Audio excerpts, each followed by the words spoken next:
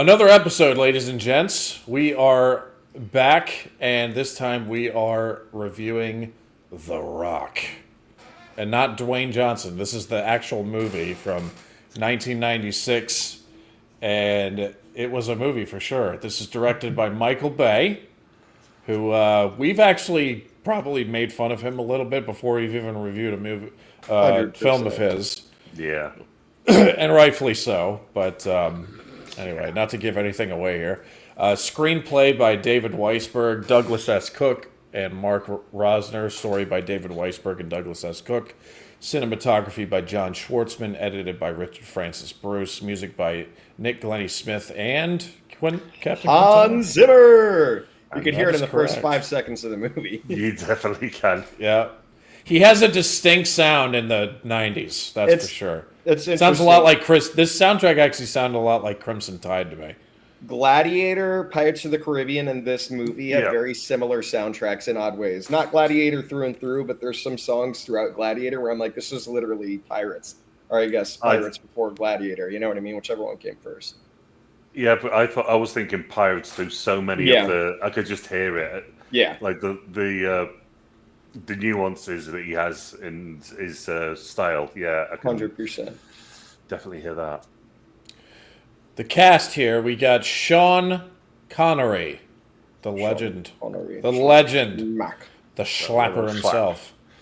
As John Patrick Mason, we got Nicolas Cage as Stanley Goodspeed, Ed Harris as General Francis X. Hummel, Michael Biehn as Commander Anderson, William Forsythe as Ernest Paxton, Vanessa Marcil as Carla Pestalozzi, Bokeem Woodbine as Sergeant Crisp. That's a good name. Bokeem Woodbine, by the way, if you look up a picture of him today, he looks exactly the same. He does. What's his name? Exactly the same. He hasn't aged a day. Bokeem Woodbine. He was in a. I'm gonna he was on give a it my film best with- shot on spelling that. Bokeem Woodbine. There we go. That was easy. Holy shit. The only name I've ever spelled correctly. Oh yeah, he looks exactly the same. Just Exactly smaller. the same. Yeah, he was He's on in a a lot film of with Bill stuff. Burr a few years back, and he does. He just absolutely does. He just dresses a bit older now. Yeah, he doesn't. He hasn't aged a day, man. No, so if somebody needs to study that man's blood. We have Tony Todd as Captain Darrow, Claire Forlani as Jade Angelou, which is Sean Connery's daughter. I think she just has the one-off scene in here. She used to be in a lot of movies, but she just kind of like disappeared, man. I didn't look her up. I absolutely recognized her face. I think the last thing I saw her in that as late as I can think of is maybe Green Street Hooligans. Maybe You're not I don't talking about know. Nick Cage's fiance in this, right? No. The other girl, the one that plays Sean Connery's daughter. Oh, yeah. Super pretty girl. She was in a lot of movies in the late '90s and early 2000s, man, and then she just disappeared. Did you say that actually was his daughter? In real No, life? no. In the That's film. she plays. Oh, his yeah, daughter yeah, in the yeah, film. yeah. I knew that. I just thought I heard you say that she played his. Never mind. Yeah, no mind. But we got John Spencer as FBI director. David Morse as Major Baxter. David Morse, by the way, is the best person that ever played George Washington. If you've never seen the HBO series John Adams, which I'm a big fan of. This movie was distributed by Buena Vista Pictures, and the running time was 136 minutes. The budget was $75 million, and the box office return was $335.6 million. That's one thing about Michael Bay films; they're usually hits. Oh, yeah. Yeah. For better or for worse, they're usually hits. Usually for words. How much money he probably made on Transformers has got to be close to $1 billion. Armageddon! You could name a Yeah. ton of them. Ton of Yeah, them. but the You just the need a Transformers ones are just baffling. You just need shaky cams, some explosions, and one hot girl throughout the course of the film. That is Michael and some Bay's cars. and some racism, but we'll get there. We'll get there. Racism. Stereotypes. I need to know. I need to know what this is. Well, I guess we'll get there. We'll get there. Gotta get me fired All up. right. How do you? I'll ask you. Well, actually, since Craig, I'm sorry. I like how his name says not James Bond. Since this was your pick for the week, you want to give us a quick synopsis of what this movie's about? Okay, so you've got Francis Hummel, the Brigadier General. After his wife dies, and he's sick of all the injustices that have happened to men under his command, running Black Ops. So the families are never told what happens, and they're never given compensation, etc. He's then got the ability to take action by taking VX gas rockets, and 81 hostages on Alcatraz Island, aiming all the rockets at San Francisco and demanding $100 million For a as relatively ransom. good cause, right? Yeah, we'll get there. Yeah, and so they try to get a SEAL team together, but because it's Alcatraz, they need first-hand experience with it, and they just so happen to have an SAS operative locked up, and he escaped from Alcatraz, played by Sean Connery, definitely not James Bond. And they have to recruit him and the FBI's top biochemical weapons specialist, which is Nick Cage playing Stanley Goodspeed. And those two join the Navy SEALs to go and try and save the day on Alcatraz. There we go. That was the best synopsis you've done yet, Craig. That was Yeah. beautiful. That was beautiful. Couldn't have said it any better than that. I'll tell you one thing about the premise of this movie. I guess I just want to throw this out there really quick, and then we can decide how we want to go about this movie review. But the premise of this movie, I think, is awesome. If you just hear like what this movie is about, you're like, holy shit, that sounds like an amazing movie. 100%. And then 5 minutes in, you're like, oh, it's Michael Bay. You're not sure if you're having a seizure or it's the camera. You're still trying to figure it out. I'm more talking about the tone of it, you know. The 'Cause goofy, it's- the unnecessary humor that feels like you're in a weird Marvel movie. Yeah. Imagine though if you took the premise of this film and then gave it to someone like Denis or Scorsese. Scorsese or Well, something. as a proper Yeah. drama, like, Oh my God. You could, with this espionage concept, you could do some major artistic work. This isn't a film that needs any humor in it, I think, is what it is. Like, I would have loved to watch a very serious, like, and this film was serious, but the humor that is just out of nowhere, that you're just like, okay, this is not the tone of this movie. And then in the next scene, you're watching some crazy, like, great dialogue from a couple of characters. And then right before that, you're laughing your ass off at some unnecessary but funny ass joke. It just doesn't make sense. Craig, I remember it is. Go on. Sorry. you were saying that Tarantino and who else got their hands on this film a little Aaron bit? Sorkin. Aaron Sorkin. It felt at many points through this movie that different directors were kind of throwing their shit in that they wanted to just kind of see in the movie. And I think it just very much so felt like there were multiple hands at play here. No, they were involved in the script. Okay, but when it came to directing, just Michael Bay? Yep.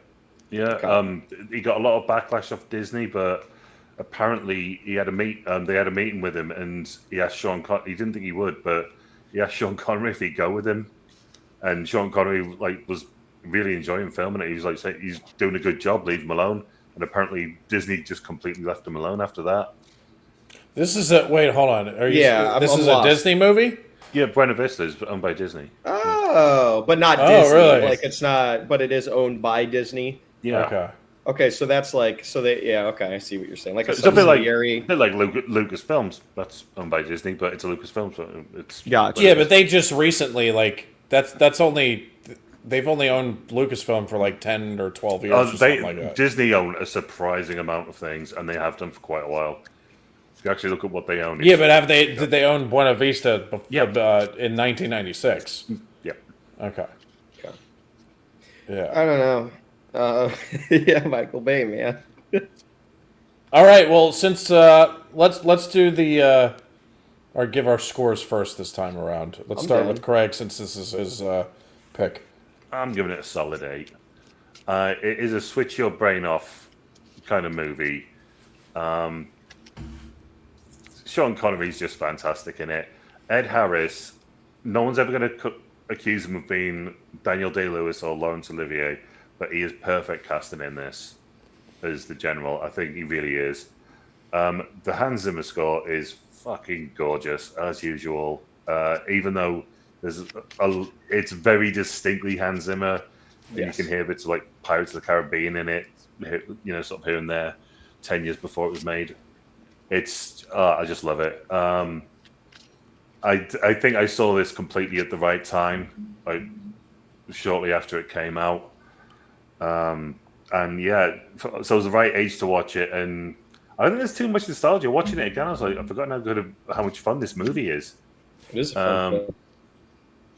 So yeah, I'm giving it a solid 8. I haven't watched it in a good minute, and I totally enjoyed watching it again for this. All right. After you, I'll go Brendan. second. I'll go second this time. Yeah.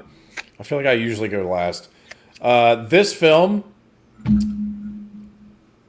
Let me talk about it. There's pros and I feel like it's one of those weird dynamics where the film, for me, I feel like a lot of the pros can also be cons at the same time. For some of the things, I thought this was a fun movie. I remember watching this, like, the only 2 times I remember watching this was when I was pretty much a kid. I think I was like 13, maybe 14. And I watched this like twice. And so I didn't remember a lot of this. But I remember, from what I remember, I thought this movie had a lot more of a serious tone to it back then. But rewatching it, it clearly didn't. It was, like you, Craig, you said, turn your brain off kind of stuff. Yeah. But then there's brief moments where they kind of want to be taken seriously. Not like half the time, but I'd say like 10, 20%. And when it does that, but at the same time has the ridiculous humor that Quentin also mentioned, it's a very contradictory movie in terms of tone. But hey, man, I thought this movie was fun. As a movie being like good, I'm not sure it's a good movie, but it was definitely a fun watch. It's definitely enjoyable. So for that, I'm going to give it a 6. I'm going to give it a 6, and it's definitely one of the most fun 6s you could ask for, in my opinion. The dynamic between Nicolas Cage and Sean Connery, I was expecting that to be pretty bad, and it was surprisingly good. Really good, yeah. It was surprisingly good. Ed Harris. Yeah, Ed Harris. I've always been a big fan of Ed Harris, no matter what he does. He did the best with what he had in this. Michael Biehn's brief appearance was also good to see. I like him as well. Of course, he's Johnny Ringo, so he's always good to see. He's always good. The action scenes are entertaining, ridiculous, but entertaining. The comedy, even though it's over the top and insane at times, I felt like it was welcoming. And this movie, for the most part, doesn't take itself too seriously. It was very much like, a lot of Michael Bay films have similarities, but I thought the one that had the most similarities to this was definitely Armageddon, which I think came out like a year or 2 later. 2 years later, yeah. It was basically Armageddon in Alcatraz in a lot of ways. Armageddon's the one with Bruce Willis? Yes. Yeah. And Ben Affleck, yeah. But yeah, and there's the brief moments where it does try to hit like a serious tone, though it really falls flat pretty hard. But that doesn't discourage me from lowering the score. I'm giving it a 6, and this was a very fun 6 for me. I feel like if I was in a lesser mood, I'd probably give it a 4 or 5, but I'll give it a 6. I'm going to be pretty nice this time around. I had fun watching this for sure. It's one of those lesser moments for you when the general says, "I'm only going to ask you one time to put your guns down," and then he repeats it like 6 times to ask them to put their guns down over and over and over again. "Last time, put your guns down. Last time." The shouting match between him and Yes. Michael Bay. Bay. I actually enjoyed. I actually enjoyed enjoyed it because to see those two guys Yeah. who usually play like tough, hard ass, weathered guys who are usually in charge of some type of shit with military or As I say, gangs they've or always worked whatnot. those guys. Yeah, to have them in a shouting match, I was enjoying it because Yeah. those two guys can Just to see pull it them on off. screen. Is it pretty ridiculous? Yes, but I forgave it a little bit because We I have like the those high two ground, guys. Anakin. We're up Pretty here. much, yeah, You're yeah. down there. Yeah. Anyway, I forgot to give a Muppetry reading is pretty high. It's Yeah. pretty fucking high. I would give it. I'm not gonna go super high though. I'd probably I'd probably give it an 8. That's Eight, fair. Yeah, That's where I'm going. I almost went 9, but I'm gonna give it scale back 1 and give it an 8. I'm giving it a strong 8 just because of the VX gas. That alone is worth 7. I mean, the It's kryptonite like, balls. People start melting. It's like that's not what VX does at all, but it's a nerve agent. But that's not what happens. I can't even push back on anything you say about VX because I have no idea what it is. It's just a So- nerve agent, but it's not gonna start melting you. But Yeah. yeah, that Hollywood. and like this introducing Goodspeed, where they've set up this sort of Rube Goldberg device so he can fire a target and it ends up setting a Hawaiian doll on fire. And that's what the FBI is doing in their office. And then they've got to go down and they've got a terrorist package from like Serbia or something like that. And it's got like Yeah. porn mags in it and a baby doll. It's like, what the fuck is this? It's yeah. That's I have the to give moment. my review, gentlemen. Let me before you do it. Because Craig mentioned that. That scene, because you just came off of the Ed Harris and all those boys stealing a bioweapon, and then it transitions into Nicolas Cage with a toy gun, and then they go down into that. It sets off that science experiment or whatever that is, the gizmo thing that they had that Doc Brown would have been proud of. But then you go down there, and then it goes through that whole scene where he's like, "You want me to stab this in my fucking heart? What are you, fucking nuts?" I'm like, this is so Michael Bay. Like, the tone changes so fast after that. That's No when I was warning. like, that scene, I was like, oh, this is Michael Bay. Yeah. So, but anyway. Sorry, Quentin. Go ahead. No, it's all good. I'm gonna go ahead. I think I'm gonna. I was gonna go a 7, but I think the pacing of this film at a lot of the points really kind of kept me out of it. No, I'm gonna go with the 7 because I did enjoy this movie. I really did. I am a It's just flip your brain huge. off. Yeah, it's a good, literally flip your brain off, enjoy it. It's a Michael Bay film, so you know not to expect anything spectacular where you have to pay attention to every scene like it's a fucking Nolan film. You can kind of just really shut your brain off and just enjoy the performances that you get, the kind of kooky plot line that, in my opinion, was actually a good story. But I'm a huge believer in how music can really, really save a film. You can have a garbage film, but if it has the most wonderful soundtrack at all the right times, it's going to be bumped up on the score just because that scene is going to hit differently. Soundtrack in this was extraordinary. I just from the first 5 minutes of the film, I was like, this is beautiful. I'm a huge Hans fan. Anyone, Joe, you probably know this by now.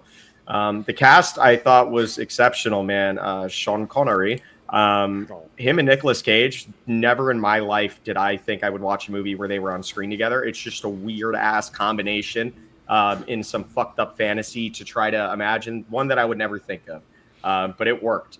Very surprising. Their chemistry on screen worked really well. Just from the standpoint of, hi, I'm Sean Connery. I'm a badass. And you're a fucking chemical FBI agent, and I will punch you in the gut at the age of 70 years old, and you will still drop because I am Sean Connery. He's a beast, bro. I would watch him in a Bond film at this day and age. It brought me back to League of Extraordinary Gentlemen, which is a film I grew up loving with Sean Connery. That is a terrible film. So just to see him at the age that I grew up watching him in was really freaking neat. Beyond that, Michael Bay, man, you gotta fix how you portray black people in your movies. It is the craziest shit I have ever fucking seen. I grew up watching Transformers, and when I would watch Transformers 2, I believe it was Revenge of the Fallen, those robots would come out like the most like the worst stereotypes of, and they're robots, right? They don't Yeah, have weren't they like skin tone. weren't they trying to make him like Jamaican or something? There was one Jamaican, and then there was one that came straight out of fucking Compton. It was the craziest shit in the world, bro. But the oddest thing with Michael Bay that he really needs to get a handle on if he ever makes any more movies, when you have a black character on screen, you do not need to immediately make them scream, "Yo, motherfucker, what is this bitch ass shit you got going on here?"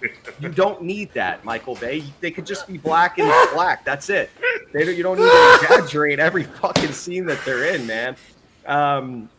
Leads me to my next point. Tony Todd, man. I've been a huge fan of him since the early days, growing up watching Candyman. He is a horror icon. So to see him in something that wasn't horror was pretty damn neat. I grew up watching him on Final Destination, Candyman, and just, yeah, God rest his soul, man. He really wasn't the greatest actor in the world, but when he did a movie, he put his all into it. So huge shout out to Tony Todd, man. In this movie, you may have been the stereotypical black man that Michael Bay took advantage of, but you did it with great honor and respect. So shout out to you. Was more of a stereotypical black man. Yeah, that's fair. But it's crazy, bro. But yeah, I actually didn't know who Tony Todd was. So this is bro, he's a horror icon. I might have seen him in a movie or two, but like with that, because I'm not a horror fan, so yeah, he's got so much presence. He does stick out when he's in the.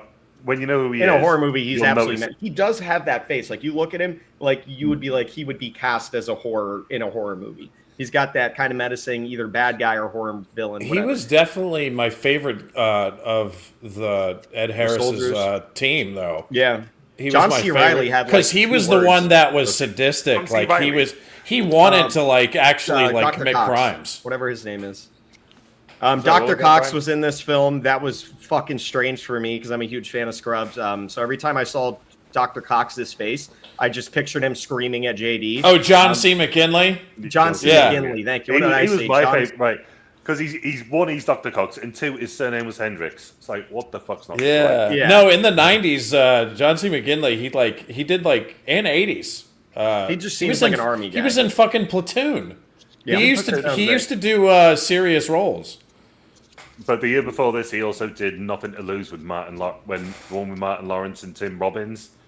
There's a white guy. And then he did Wild Hogs in the early 2000s, where he got butt ass naked and tried to fuck John Travolta in a nude spring. Never forget that. Weirdest shit ever. Oh, I'll send it to you, Brian. It's great. Yeah. It's crazy. Are you talking about a scene in the movie or just like a scene in the movie in general? he plays a cop, and the gay cop literally tries to fuck John Travolta in a naked hot spring. He's just like, it's the craziest shit in the world, bro. I'm so glad. But no, man. I mean, honestly, besides the plot, the plot had its moments. The pacing felt very off. This isn't some spectacular movie, but it's one that you could really just throw on, kick back, and fucking enjoy. With the little kryptonite gas balls, I thought that whole shit was a little too expanded on. I thought if they just more so focused on a little bit of the hostage-like situation, the real trauma that these veterans incurred and how fucked up our vets really are in America and how they're treated, I think that this would have been portrayed as a much more serious film. I was researching this film a little bit just before we got on the podcast, and there are some huge fan theories saying that this is James Bond in the future, and there's like hundreds of reasons why. Craig, have you looked into this at all? Yeah, they're basically everyone, including Sean Connery, said no, he's not. Okay. The fact that he works with like MI6, working with the CIA, and all these people know that he's what. If that was the case, all these people know that he's wanted and know how to get hold of him and how to find him. Gotcha. I watched a whole YouTube video one time. It was like a 12-minute video that was trying to persuade everybody that The Rock is actually a James Bond film. That's what I'm talking about. That's literally. I've heard of this before. Yes. Yeah. And I actually like listened to like a few minutes of it, and I was like, that's interesting. But like, There's I hadn't seen The Rock in you can so raise. long that I didn't really have a reference point. So a couple of the points that they bring up is that John Mason doesn't exist. We really don't know why he went to jail. So the ongoing theory is that he was caught spying in America. So the Americans arrested him, erased every bit of his name that was ever existed. He does have a daughter, so that might get a little strange there. But the common theory revolving the Bond films is that each actor actually portrays a different character with the name James Bond as their codename. While the theory has been disproven multiple times, the codename in the theory does help validate the idea that John Mason is also James Bond. And The Rock doesn't exist as far as the government records. He escaped Alcatraz after Dr. No was the theory. He stole the microfilm after the last Bond movie. So the same thing that he held up to his eye at the end of the movie, that was from a Bond movie as well. So there's that theory because it's the same exact one. If I'm looking at the picture right now that he's holding up to his eye that he had at the end. But it goes on and on. I don't know. I haven't actually read up on it, but it's a fun theory at the very least. When I read It's definitely a fun theory. Definitely a fun one, yes. Yeah. Can't deny that. Sure. So yeah, man, I'll give it a 7. And then for my Muppet reading, I'm right there with Brian on that. I'll give it an 8 just for that Michael Bay ridiculousness that you're bound to get. The only hot girl we got in this was Sean Connery's daughter. My God, was she gorgeous. But Michael Bay, I really expected more titties and ass from you. Truly disappointed. You didn't think Nick Cage's girlfriend in this was pretty? I thought she was like too clingy in a weird way. Like I don't know. That's her character. Yeah, I don't. You know me. Like if I don't like a female character, I fucking hate them. Like I like both of their real names. Well, actually, yeah, Carla? Vanessa Marcil and Claire Forlani. The name Vanessa is sexy in itself, bro. Two Italian girls. Vanessa? I thought Vanessa was Spanish, no? Well, I mean, there's probably tons of Italians with that name as well. Vanessa! Spit on my cock, Vanessa! Spit on it, my cock! Vanessa! Please. So fucking so intense. Vanessa! Vanessa! Fuck you, bitch! Yo, motherfucker! Oh yeah, since Quentin brought up the whole how Michael Bay portrays black people, what about how he portrays gay people? Did you guys notice that the one guy who cuts Sean Connery's hair is like the gayest person who's ever lived? Of course I he hope is. no one from my work actually watches me. God knows they wouldn't. Okay, cool. I'm just gonna say it. There are people like that. The gays, they are there in real life, and they are that gay. I've seen met people like that, but most of virtually all the gay people I know who are even like would think remotely like that in description, they are so much more sassy than that. Like all the gay guys that I know are sassy. Here was as my fuck, thing and with hilarious. that, though. Here was my thing with that, because as I was watching it, I made a reaction to this, by the way, because I was like, wow, I haven't seen this in so long, I might as well do that. But when I was recording it, you can even see in the recording, because at one point I was like laughing when this guy shows up, because he's so fucking feminine. And I was like, I really hope that whoever played this guy actually is gay. If he wasn't before, he is now. He's a great actor. I tell you what, if he wasn't, he's a great before. actor. He's a very good actor. Oh, that voice, man. It fucking killed me. How fucking cool was Sean Connery in this film? Like he was so dude, he's cool, bro. He's cool in class act. everything. Everything he does is fucking cool. But the thing that I really liked about his performance in this was his constant use of the F word. I'd never heard Sean Connery use the F word so what's much. the one line, and bro? I didn't know I needed to hear that so much. It was fucking great. I loved it. Oh, the famous line that he said Bro, I texted it to you Nicolas guys. Cage. Oh yeah, he said. Losers whine about their bash. No, the fuck. Yeah, losers whine about their bash. What? Winners go home and fuck the prom queen. Yes, thank you. Carla was the prom. Winners go home and fuck the prom queen. And then he said, yeah, he says Carla was the prom queen. Doesn't he say like really? Yo, Yeah, let's And then in that moment he's like, I want to give her a little slap. a little schmack. Let's not forget how much of an Maniacs. absolute menace Sean Connery in this fucking movie dealt more damage to this city than the Avengers did when trying to save the world from fucking aliens, bro. He trained He fucking blew up cars, brought down power lines, blew up at least 10 cars.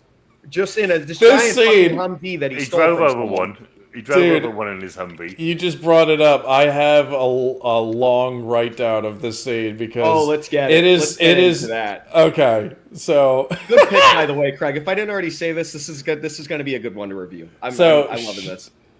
Yeah. So I have it. Sean Connery escapes because. Can you say it in his voice when you say Sean Connery? Sean Connery. I don't know. I feel like my Sean Connery voice isn't on point today. Okay. Sean, I can't do. The thing is, I could probably do the voice, but without the accent, it's not the same, and I can't do a Scottish accent the same way. I hear you. So, I feel like I'd piss off the Scots, and I don't want to do that by attempting that. But we got to figure out what Joe is. Sorry. Yeah, this is titled. Oh, by the way, Ward Jr. Shout out to you because that's another one who's been commenting on multiple videos. So Ward Jr. We got a second one to hang out with our buddy Joe. So we got 2 main followers now. Sean Connery escapes. This is what I have this titled as. So Sean Connery, he's on the patio with the FBI director and Nicolas Cage. And Sean Connery is getting a haircut from the guy I labeled the gayest man in the world. He's just whoever plays him. Gay, he is now. Right. I really hope that the guy that plays him is gay in real life because this was the most feminine man I've ever seen. Michael Bay's husband. Is Michael Bay gay? No. Okay. That was just a dig at him. Women, he just likes to fuck robots. Go ahead. Yeah, Craig's point. Like, he picks all these hot women to be in his movies. Like, that's a big cover up, bro. Sorry. Yeah, it actually is. Okay, so anyway, Megan Fox in my movie, everyone's gonna think that she fucked me to get the role. Great cover up. So after his haircut, he has some words with the FBI director about trust, and Sean Connery asks to shake on it because they're making a deal.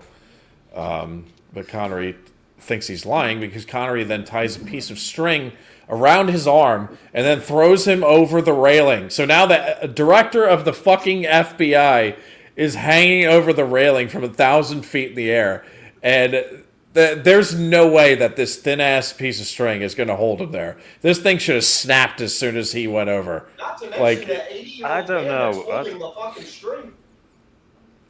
I don't know. I think because it's not as thin as you. I don't think it's as thin as you make it out. Maybe because it was pretty thin, dude. He doesn't look like a big man though. He looks like he's probably 90 pounds wet through. He weighs the same as the girl from Prey. Okay, you talked me out of it. Never mind. Talk about that. Fuck you both. Yeah, I want to. That scene. Don't you ever bring up that annoying character that I still love. That scene when they do this stunt and the guy gets thrown over, so they actually did it as a stunt. People down below didn't know that it was being filmed down below. People were phoning 911. Oh, that's yeah. Filming it. It's funny when that happens. Yeah, that similar things have happened in movies before. Say it again, when he gets Craig. thrown over the balcony and he's got the rope around his wrist, they filmed it as a stunt. Like so, a stuntman did that, and you've got the guy hanging.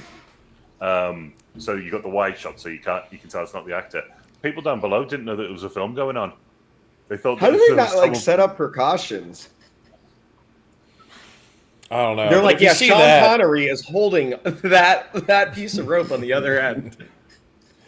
But yeah, I mean, somebody who's like, sees that and is like, oh my god, from another balcony from another building. So, stuff like that happens, especially when you film in cities. Though there was the one that's probably most famous to me is in The Dark Knight when the Joker blows up the hospital. That's actually the building that he blows up was a parking garage, an abandoned parking garage that was set for demolition anyway, but Christopher Nolan convinced the city to let him blow it up. And they even told people in the city that they were doing this, and still, because the explosion was so big and so smoky, like thousands of people in the city of Chicago called the authorities to be like, there's a terrorist attack going on. Like, you guys need to do something. And it's crazy when stuff like that happens. Not only that, but when Heath Ledger presses the button in that scene, it was actually supposed to blow up then. And then when he reacts and then he starts pressing it, and then it blows up, that was improvised. I don't know about that. That's one, been debunked. It's been debunked. So right? Yeah, because if you see that scene, the reason why I don't believe it, I've never seen a debunking of that, but the reason I don't believe that is because he's hitting the buttons on the thing, and there's a third button on the bottom. When he hits that one, it goes off. So he's messing around with two other buttons, and then as soon as he hits the bottom one like this, that's when it goes off, and he kind of flinches and then goes in the bus and takes off. But anyway, different movie. One of the greatest movies ever. But facts. Let's get back to this one. So anyway, this leads to Sean Connery escaping the hotel after he has the whole thing with the FBI director. The FBI agents plus Nicolas Cage go after him. Sean Connery then commandeers a Hummer. Nick Cage goes after him by commandeering a Ferrari. They just happen to pick the two coolest cars at the time, I guess. yeah. But as this chase scene takes to the streets of San Francisco, I felt like this was the inspiration for the Grand Theft Auto video games. Does anybody else want to join me in on this? It looked like something out of a Grand Theft Auto video game, and this was like right before they were making those games. I mean, think about it. You got two cool cars, and everything steal the prettiest car.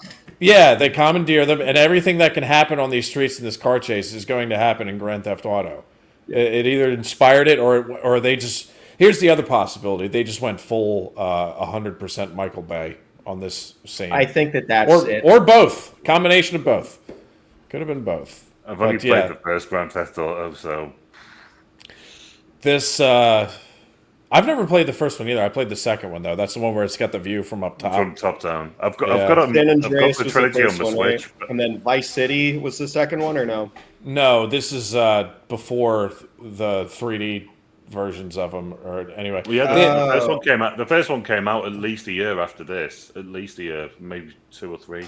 Yeah, and they both came out like kind of near each other. But anyway, regardless, it is this is pure chaos and insanity. Whether it's trying to inspire Grand Theft Auto or they just went full Michael Bay.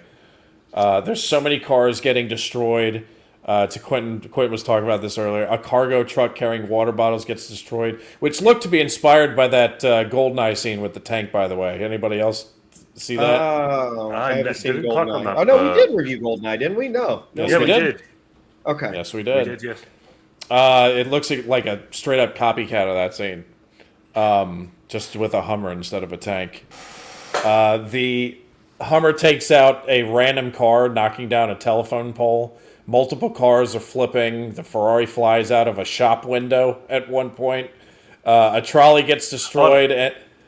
The Ferrari does all this and is still immaculate. Immaculate, yeah. Well, it's got 100 proof armor on it, just like in GTA, bro. You just slap. Same with the Hummer, though, too. I mean, I know the Hummer can take a lot more hits than a fucking Ferrari, but that thing is like heavy those squeaky clean when it comes out, too. Damn water bottles.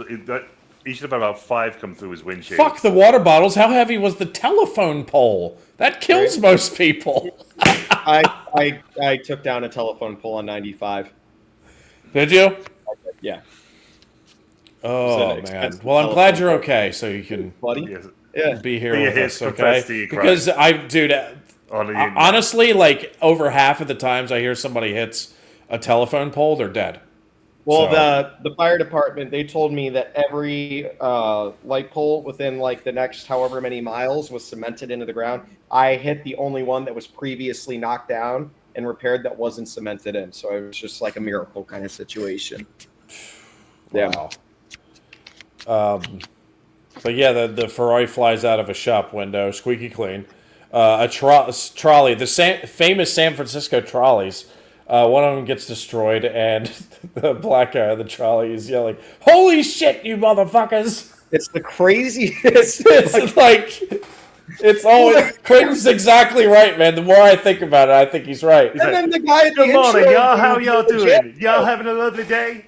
Man, this shit ain't cool. The guy in the jail cell at the start of the movie is like, "This ain't my idea of a tour." Locked up in this jail cell. What kind of fucked up toy is this? Yes, that's what he says. What kind of fucked up toy? That guy was not from San Francisco. He was from Oakland. Well, he was No, not but the taller. barber was definitely He's from taking San in the sights. Francisco. Oh my God, he probably works in San Francisco and then has to go back across the bridge to Oakland when he goes home. There's an old. Oh, did you see the old lady on a cane walking across Old the lady. street? Old Just lady. straight out. Yeah, it's literally like a 30-year-old guy, just like. Oh, it was so funny. That shit had me in tears. Oh, I was laughing so hard. And of course, not only that, but that's the one thing in the whole fucking road that doesn't get hit Yeah. Yeah. is the old lady with the Old- fucking Old cane. man Well, lady. he's trying to hit everything. Everything he hits, so like the water, the telephone pole. He's trying to block the road. Yeah. Everything's to try and block the road from the for the cops. And then the Old lady ain't gonna do much. She's not gonna be much of a speed bump.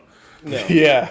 And then the trolley explodes and flies higher than most drones do these days, and then slides down an entire San Francisco street. This is definitely Grand Theft Auto, or just it went full Michael Bay, no question.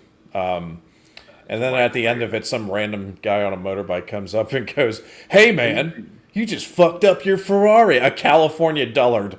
That's if anybody wants to know what a California man sounds like, that is it right there. Facts. I've always had a problem, even when I watched this as like a teenager. Why would you do that? Why would you stop to say that to someone? After you saw all that, yeah. Is this a Michael Bay film? That has always bothered, like, for fucking 2 decades, that has bothered me. It's like, what is wrong with you? What social skills do you fucking lack to California, not say bro. that to He's someone? from California. That's what is going on here, Craig. That's why I call them California dullards. Fucking, I was talking with my father-in-law, dude, and he grew up in California, and he just went back there recently for a wedding. He was like, "You guys are really lucky that you grew up in Florida." He goes, "This is the worst place I've ever been in my life." And he's not a. He's like, Was this "It's recently or just this a was while last ago? week? Not last week. Last week, yeah. He said he went Okay. back and he was just like, "Oh my fucking." He's like, "You guys are so fucking lucky." Just think of that sentence. I want you to stop and pause and think about that sentence that he said. Think of how you guys are lucky that you live in Florida. He lives in Florida too. He just went back there for a few days and was like, "This is the worst place.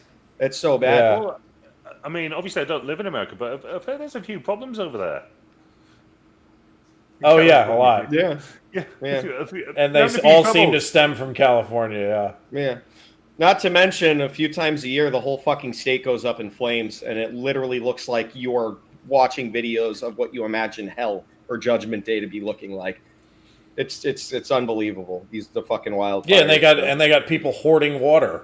Hoarding and water, and then they don't actually have fucking water in their fire hydrants. Yes. Yeah. That everyone's getting taxed for. So yeah. Anyway, politics. Sorry. Yeah, and the person in charge of the fire hydrants is making $700,000 a year. Yeah. And can't do their job. And he's on TV excited about the fact that all these homes have burnt down. Instead of being sympathetic, he said, "Yeah, we already got some great plans. We've been talking a lot with Hawaii." And I'm like, yeah, you're sitting. We got all these opportunities. Like we talked about land and everything. Like your whole city just burnt down. And he's dancing, talking about all the money that his state is about to make. This sick fucking bitch. Anyway, movie. Yeah. Movie. Oh my god, that. Oh, dude, I could talk about that guy all day and night. Yeah. He's literally a Batman villain in a fucking in charge of California, man. It's crazy. Anyway, now I'm just thinking about California burning down and some dullard walking up like, "Hey, did you know the city's burning down, man?" Hey, man, you got a lighter for that? You need a light, bro? Laura, if you're watching, I love you. Who's that? Your sister? That's my sister. She lives in Oakland, yeah. She lives on the less scary side of the bridge, apparently, now. I heard Oakland's pretty fucking scary, too, no? No, she said San Francisco's scarier. And she moved to Oakland, like... Everything you see on San Francisco now, like nowadays, is like, yeah. Yeah. Why would you go there? Yeah, man. It's like every street. Is Oh my bro. god! This with the comment that I just typed in just made me remember. Sean Connery talked about it's better than getting gang raped in prison. No, he was saying, like how we passed the time. He said avoiding gang rapes in the shower. Doesn't Yeah, happen that so much that now. line. Sean Connery should never say that. No, there's a brilliant line after that. It's like, not so much of a problem these days. Maybe I'm losing my sex appeal. And Oh, yeah. I fucking laugh my back off at that. That's a Still fucking crazy great that they got Sean Connery to say it. I wonder if he read that and was just like, all right, it's fine. Dude, you know, well, considering he got writers from the TV show Porridge, which is a British TV show set in a prison, I'm wondering if they had anything to do with that line. Because I can imagine a couple of Brits throwing in some shit like that. That doesn't seem too far-fetched. I know what line the Brits did not throw in this script. Oh, well, Unless well, it was Sean Connery himself, just to get himself worked up for the fight scene. But that fight scene where the guy says, "You English prick," and then what was the second part? He said, "My father was Irish" or something. Did I tell you my old man was Irish?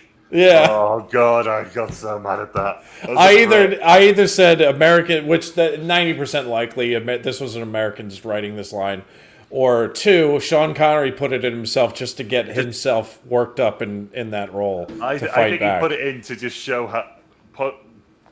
Third option, he put it in to show how fucking ignorant some Americans can be. He could have. He could have. I'd think that one, if I'm being honest, just a sort of passive aggressive, fucking dig, calling a Scottish person English. Okay. Yeah, British might be okay, but English definitely no. No. Dude, like I feel like 3/4 of the British Isles, if you called them English, you'd be in a fight. Yeah, it's fighting, but in Scotland it's fighting. Even in northern fucking England, it would be a fight. Mate, from what I've read from comments, man. Anything. I live in northern England. Anything in northern England, it's just fucking fighting words. Yeah, probably. Oh, but man. it's just funny, like people from Yorkshire, they're like, don't call us English. I'm like, but you live in England. They're like, don't do it, mate. Now, lads, don't do it. Oh man. But the thing about that line though that I don't appreciate the line, but I appreciate my reaction to the line because now like it's so funny to me because I know so much about you guys now. I laugh.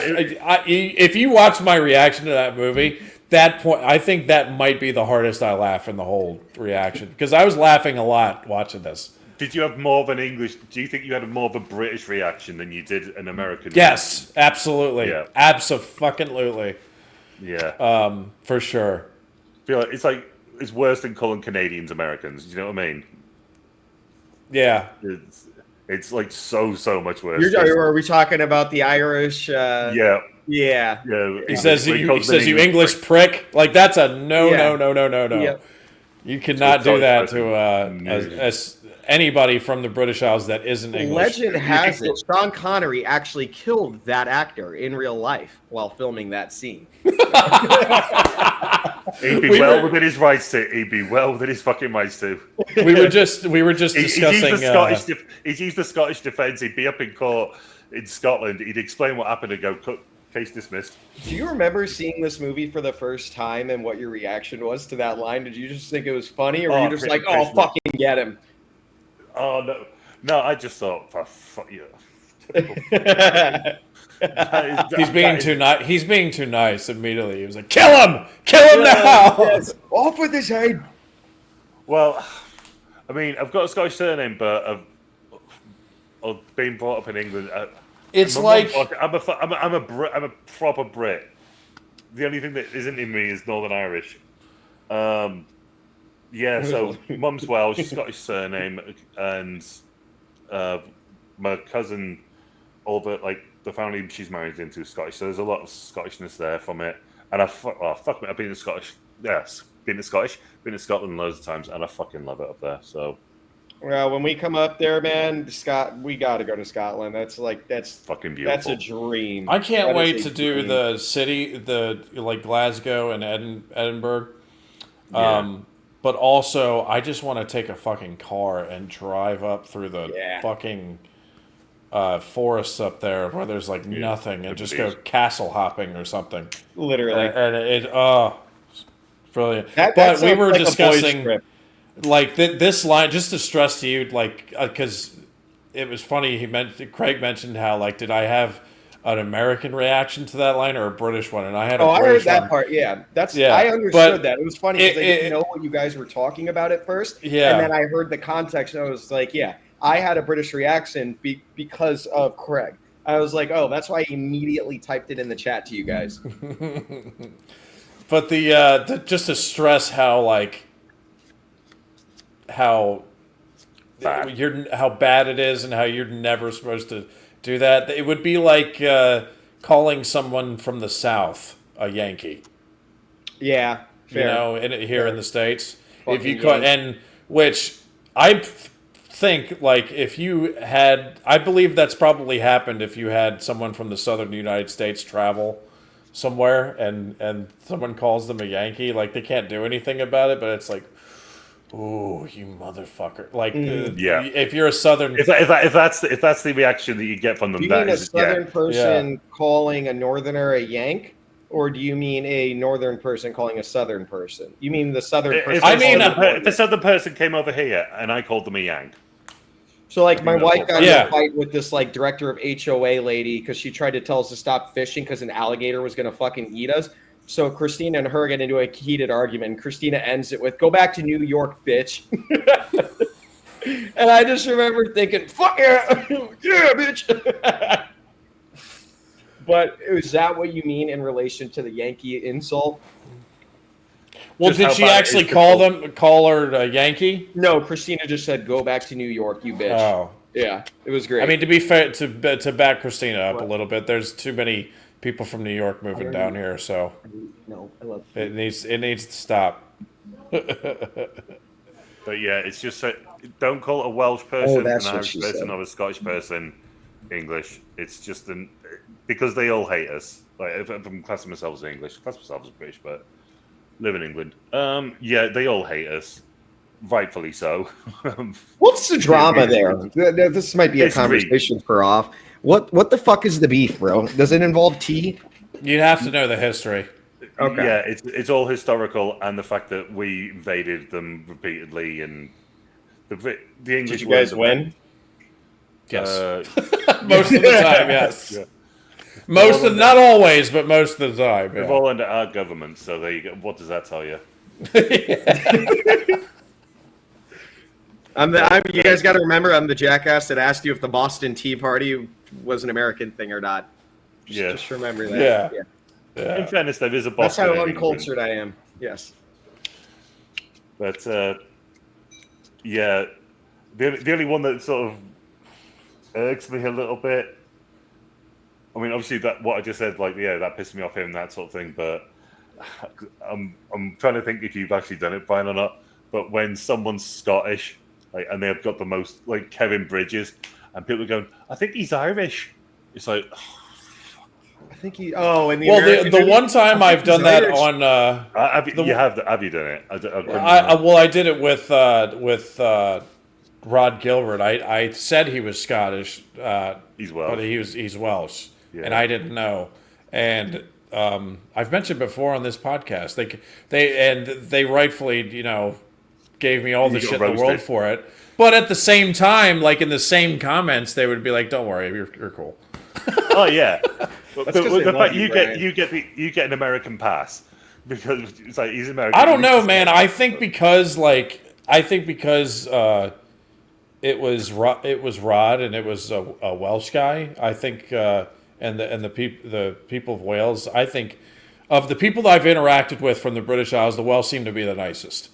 Oh well, Welsh are fucking great.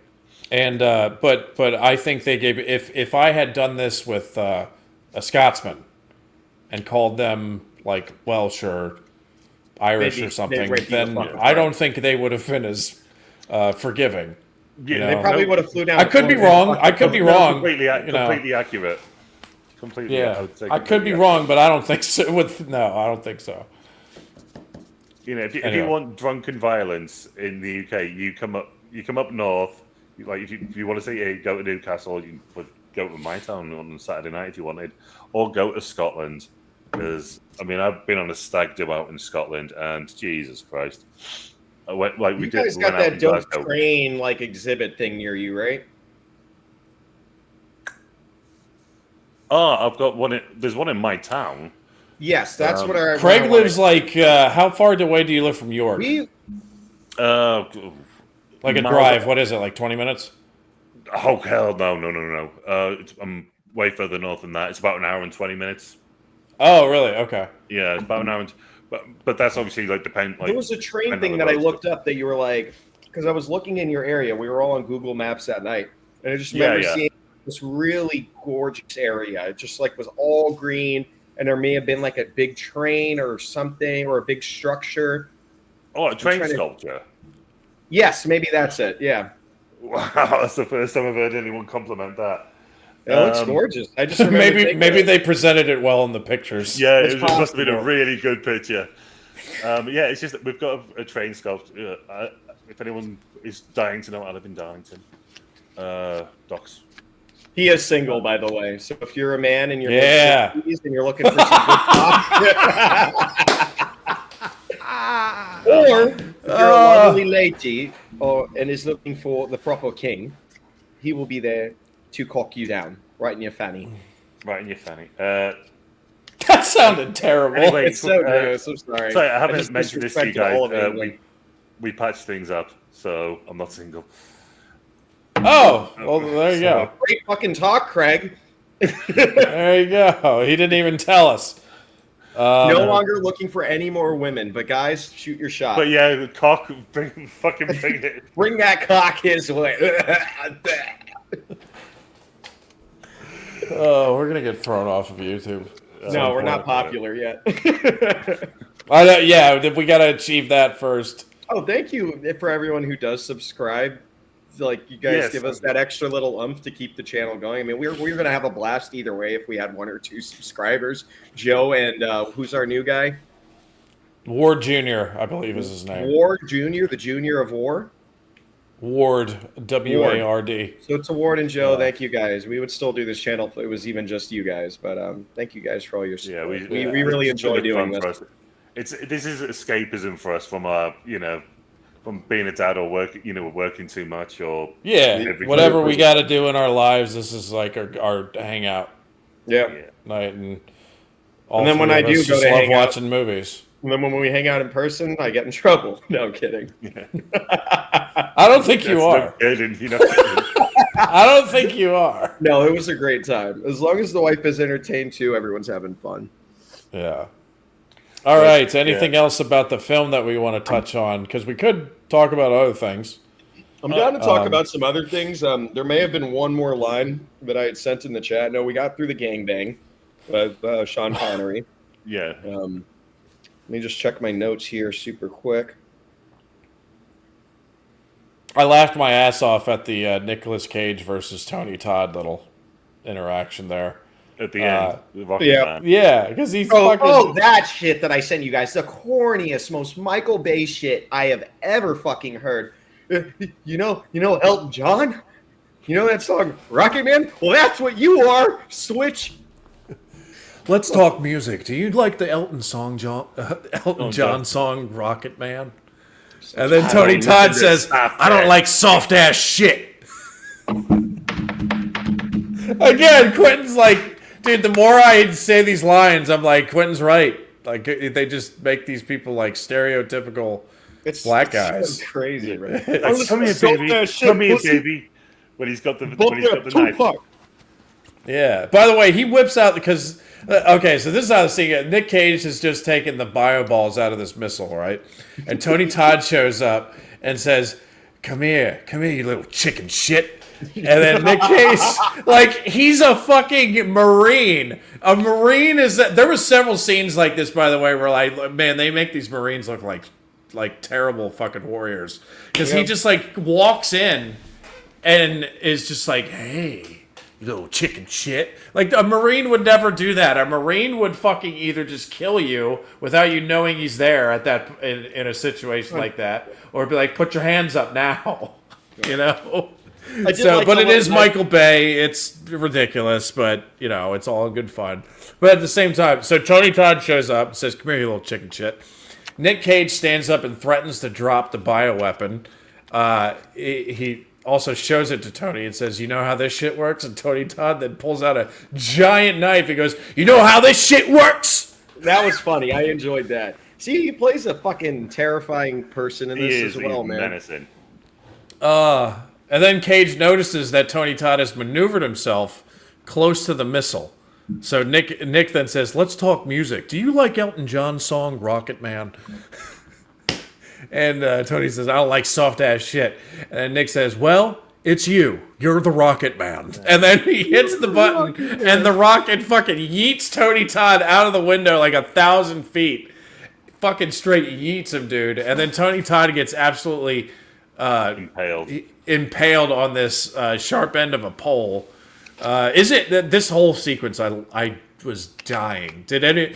Am I wrong to laugh at that? I thought it was like one of the funniest things ever. It reminded me of the fucking scene where we thought, "Oh my god, what movie was that? Was that Mortal Kombat or Batman?" It's like in a clock tower. There's a black guy that we all thought was like Blade. Yes, that was the first Batman movie. Yeah. Okay, that scene reminded me of this. Yeah. Okay. Yeah, minus fucking Elton John. It's a lot more brighter in the Rock one. It really is. It is. You can actually see what's going on. No, God, one of my favorites. Sean Connery's just got some brilliant one-liners in this. God, this thing keeps like hugging my balls. Sorry. What do you want me to do for you, Brian? You want to hug your balls? Get back to the camera and I'll tell you, Daddy. Sorry, Craig. I'm sorry. When they've got Mason at the the headquarters, and he's looking at the blueprints, and he's saying he can't remember anything, and he's like planning on going there for. I don't know if he's just telling the truth and he can't remember, how give them instructions what to do, or if he's just got something planned. But then he's saying, well, I'll be there with you. And Womack's saying, no, he's not. The other guy's saying, what did we get him out of prison for? He's smart. And they're going on. And, well, Womack, looks like you're stuck between a rock and a hard case. Looking for a cock. How's your bowling arm?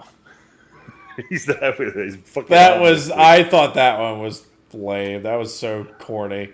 I fucking love that line. And even, dude, Sean Connery pulled it off to make it seem... there's no human being in the world who could make it seem less corny than Sean Connery. And that line was still corny to me. Oh, no. Which line? Say it, Craig. Where he says you're stuck between a rock and a hard case, and then asks him how his bowling arm is when he's got his arm in a sling. Well, back. I fucking Sean Connery, though, I feel like he could say anything and it would still sound cool. Except for the gangbang part, like that was the only scene where I was just like, why? There is another favorite bit of mine. Well, a couple of favorite bits I'll mention. When they go onto the trolley, when they're getting chased by the Marines in the sewers, they go into the trolley and they start going down. There's a rope attached to the trolley. They fall off the end, like the track just like stops and like there's no track left. It doesn't like hit an end. It just there's nothing there. They fall off the end. They've still got the rope attached, so they're still like on the trolley. Mason's hanging upside down. Sean Connery's character. Mason, are you okay? Perfectly okay, you fucking idiot. I love that one. I missed that one. I'll tell you that whole scene, like that sequence with the trolleys and stuff. Was I the only one that was getting that one level from Donkey Kong Country vibes from that, where they're in the mines? Oh, the mine. God. Oh, never played it. I didn't even think of that, but yeah, the minecart. That level drove so many people out of their minds. By the way, that's like the one level in the game at least in the first like half of the game, where you're like building up, you're passing each level, you're gaining lives, and then that level, if you don't get it right, after a few times, you lose like 20 lives because you're trying to get through that fucking mining cart level. Anyway, some old school 2D platforming video game knowledge for you there.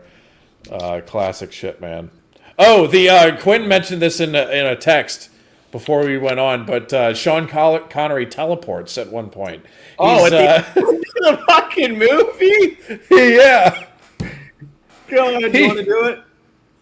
No, you can do it. You can do it. Yeah, I want you to do it. So this is where Sean Connery hands the fucking note over to Nicolas Cage's character.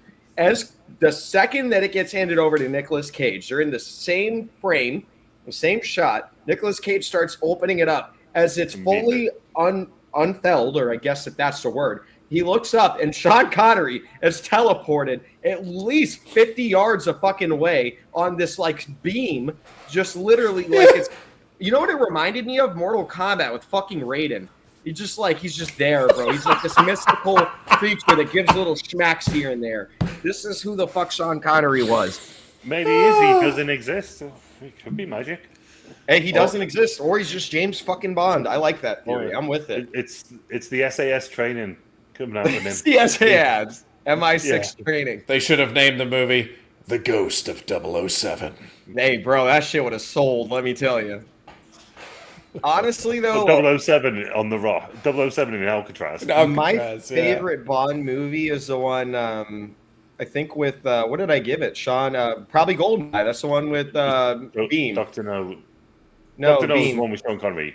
No, I'm talking about, what's his name? Goldeneye. Yeah. The one with Bean. fucking Boromir. What's his name? Oh, my God. Sean Bean? Sean Bean, yeah. Sean Bean. Yeah. Goldeneye was great. You gave both of those movies 8s, I 9 or think. 10. I think I gave one of them a 9. Yeah, Dr. No, I ranked very highly just because it was something so fresh that I needed. Refreshing. So refreshing, bro. But we got to do the new casino, or not, the Daniel Craig Casino Royale at some point. It's one of my favorites. That's a great film. Great movie. I just am itching for another Bond film. That's what we could throw some older ones at you too. That's what I prefer. There's a couple more Sean Connery ones I'd like to review. Yeah, I'm down with that. Roger Moore as well. I haven't seen any Roger Moores yet, so that'll be interesting. A lot more There were a lot more like on the comedic side. I don't know if I would enjoy those. I think Pierce Brosnan, to me though, like if I don't think Sean Connery is the best Bond. When I saw Pierce Brosnan, I was just like, this is Bond. Like he looks like what James Bond should Craig, look like. Daniel Craig may have like the physical, like he may be ripped and shit in the earlier, even in the later films. Like he looks great, but he doesn't have that handsome, gentlemanly. I mean, he does, but it's not fucking Pierce Brosnan. Is all I'm trying to say. It's not the same level. No, I just found out on Father's Day that my stepmother is like obsessed with Pierce Brosnan. She was like, "I'm watching this new show, Mob something." She was like, "With Pierce Brosnan, oh my god!" Like she was like raving about him, dude. Mobland. I'm actually because I have Paramount. Right? Yeah, I have Paramount, and I'm still trying to get through Yellowstone 1923. I just with the limited time that I have. Watching Mobland, because I'll run that with you. I've in the past 4 days I have binge watched 3 seasons of Smallville. Yeah, it's the greatest shit I've ever seen. It's so fucking great, bro. It's so good. Lex Luthor. I've never seen it, so I can't judge, but I don't know. It's the greatest Lex Luthor I've ever met in my fucking like. There's no one that's gonna top this Lex Luthor. It's literally the most perfect thing I've ever seen. So, Clark is great, but it's teen drama. Not even Gene Hackman. Have you ever seen the original Superman movies? Nope. From the 70s? Because I feel like you would. Christopher Reeves is in Smallville. He's in Smallville. He plays. Is he? Oh yeah, he plays a. He basically plays like the what's his name? The guy who created Apple, Spielberg. He plays like that character. So the guy basically makes billions of dollars in this small world. I don't think we're universe. thinking about the same guy. You mean Steve Jobs. Steve Jobs, yeah. What did I say? Spielberg. No, not Spielberg. Jesus Christ, not Steven Spielberg. No, so he plays like an Elon Musk type character. This guy just has millions of dollars, but he's confined to a wheelchair. And he basically sends all of his money away, and he starts researching extraterrestrial life. And he's the one who ends up eventually talking to Kal-El and giving him the information about his past, and he's a reoccurring character on the show. It's really neat. Okay. Oh, I'm just glad he got. We have to. I know of the, because I don't plan on reviewing like too many like superhero films or anything, but the one that's like near the top of the list is Superman from 1975.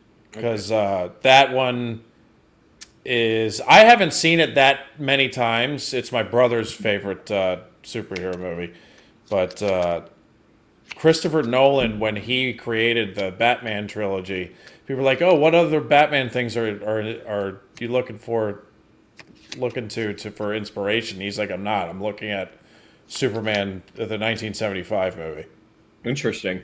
It's particularly with the because the 75 movie has like a star-studded cast, pretty much. It really does. For the 70s. Nolan, because most superhero films, like before Nolan's films, they kind of had like one or two stars, and then everybody else was a no-name. Whereas Nolan's, he was like, no, like every role is going to have somebody like a tremendous actor in it. Yeah, you know, even like throwaway ones, like fucking Tom Wilkinson plays Falcone, and he's only in like 2 scenes in Batman Begins. I mean, you look at Oppenheimer, there's not a single actor that you're not like, even if he only has one line or even if he's just in the background, Oppenheimer has A-list actors that are just chilling in the background for no apparent reason. Yeah. It's a Nolan film, that's why. Nolan's weird. Nolan's weird, though, man. He'll throw in random actors that, like, don't belong. Like, we talked about it in Interstellar with fucking Eric Foreman from that 70s show. Topher Grace, man.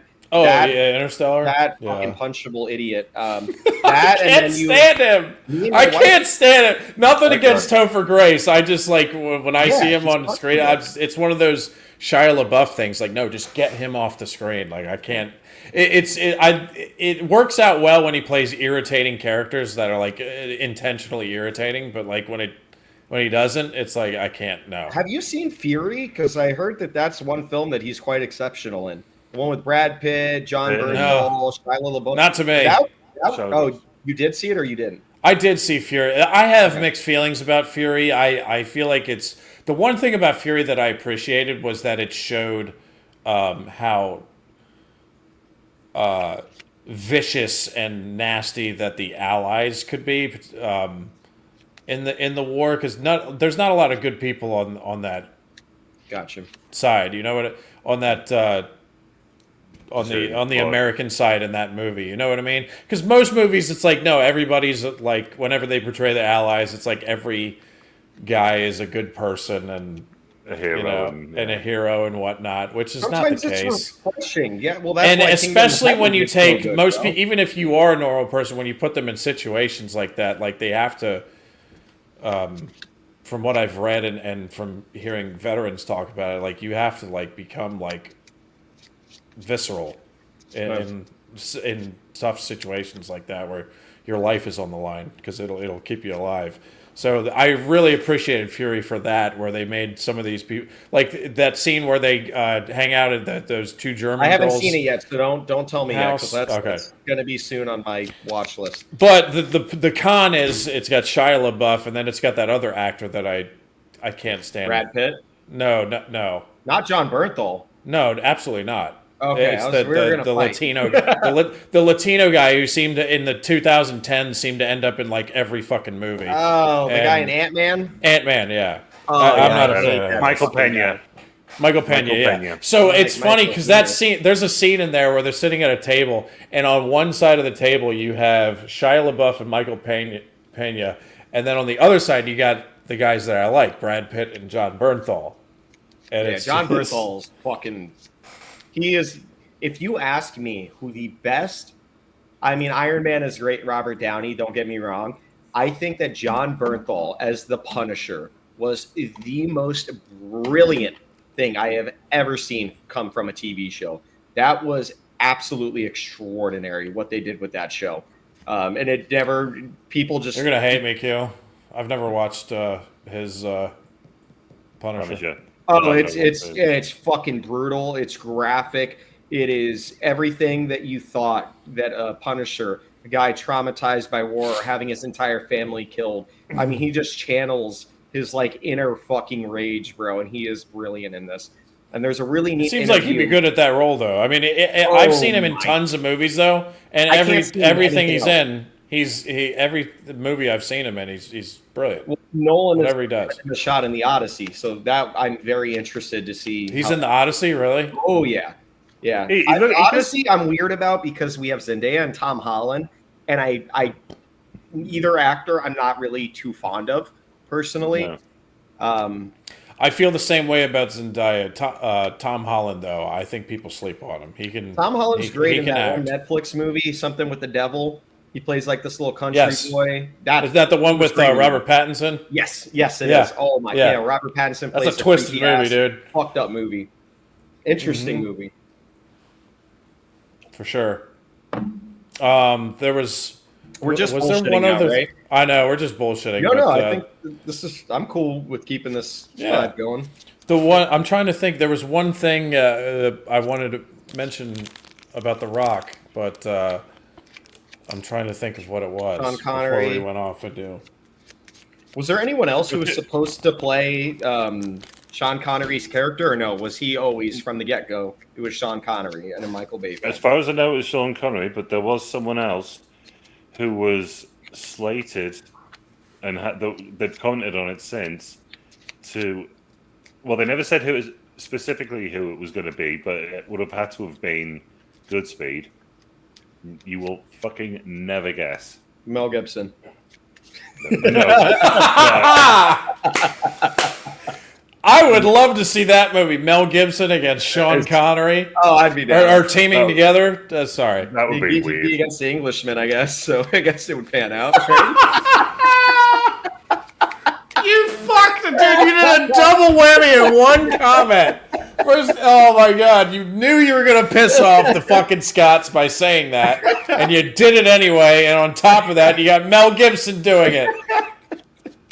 That was legendary. That was a legendary troll. That's what I'm here for, ladies. Connery and you're just like a Scot and an Australian. It's just like two alcoholic racists. Look at them great. The wives, allegedly. Oh God! Oh, well. Here's the thing: one of them denies it, the other one didn't. Yeah, and didn't see the problem with it. That's Scotland for you. Oh shit! Oh, I'm dying. Oh, my cheeks hurt. Okay, so do you want another? It's not Mel Gibson. Any other guesses? Give me. Hold on. Let's actually make this a relatively decent guess. Give us a mediocre hint. I want a strong hint. I want to see if me and Brian can get this. And I already had a guess, so I'll let Brian go next. I can't think of anything that isn't massively obvious. Okay. So who was supposed to play? Who was supposed to play Goodspeed? Right? Yes. Nicolas Cage's character. Yeah. Michael Bay. Is he white or black? Opposite of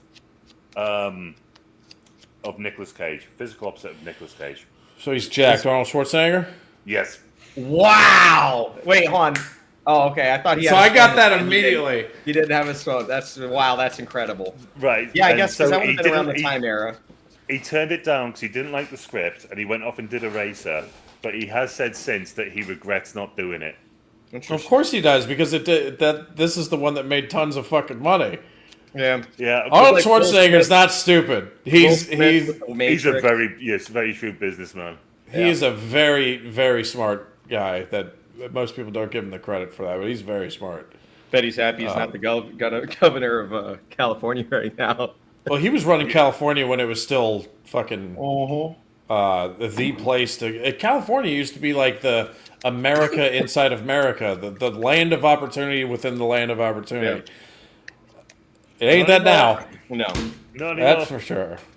People, dude, I think like either 2 or 3 million people have left California in the last like 8 years, something like that. It's crazy. Ryan, I don't want to end this because I'm actually really enjoying our chit chat, so I'm not ending. Okay, this. I'll keep it going. I just want to know though, what is your pick for next week? Oh, you know what? Let's talk about something else, and I'll think about it right now because I have sounds like 7 or 8 different directions I could go here. Okay. But I do know one thing because we've been, in my opinion, most of these movies, the past like 5 or 6 movies, like most of them have been pretty shit. So I want to try to pick one that I think. Like this movie. I thought you. No, but don't get me wrong. I don't know. Movie. Here's the thing. Like, there's a difference You got between a a 6 good. from Brian. That's like a fucking 12 to me, bro. All right. I am the harsh judge on this panel here. You are. But I make a distinction between good movies and movies that I like. You know what I mean? Fair. I know what you mean. This movie, I'm not sure it's a good movie. In fact, I'd probably dare say it's not. But I had a really good time watching it. What did you give The Mummy?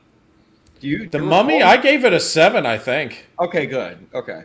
I give it a 7. Thoroughly enjoyable. Van Helsing, I think that's the same director did Van Helsing. And Van Helsing, I think I gave a 4, but I had fun with like Hugh half Jackman of it. And the tits. Yeah.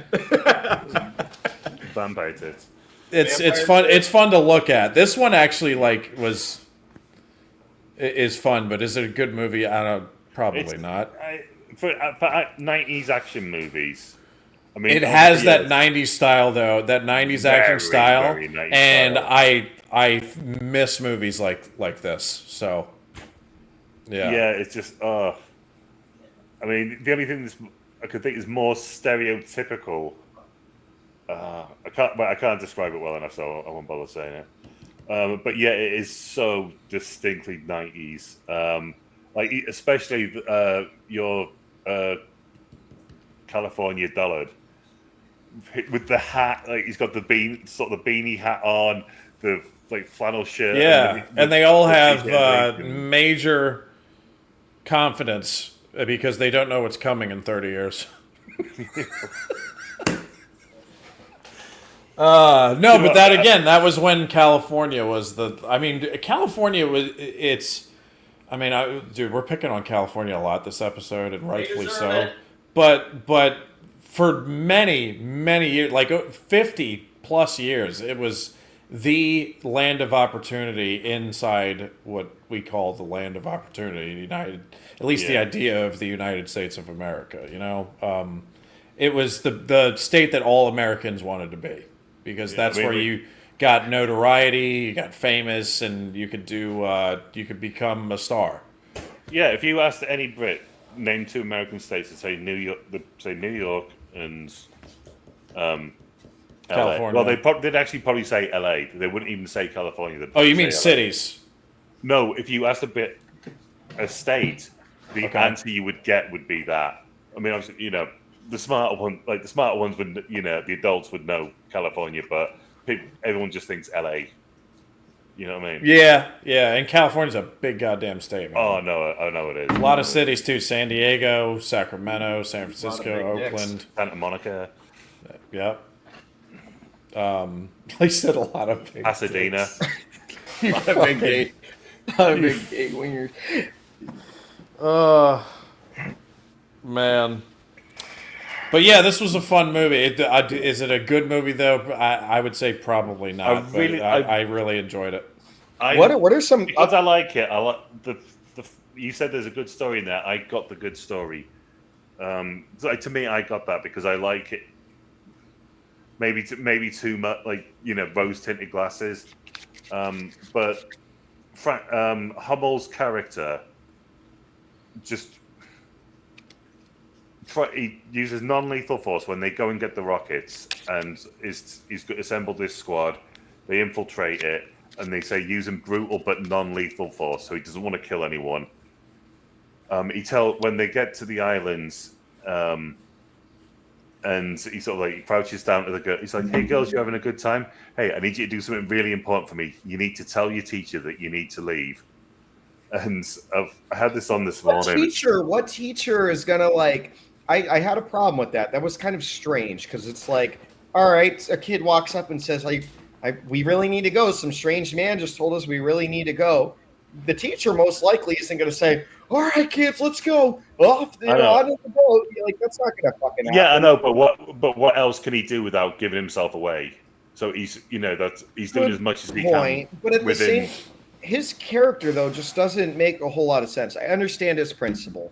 I get it. You know, the veterans aren't taken care of properly. That is clear. That is evident.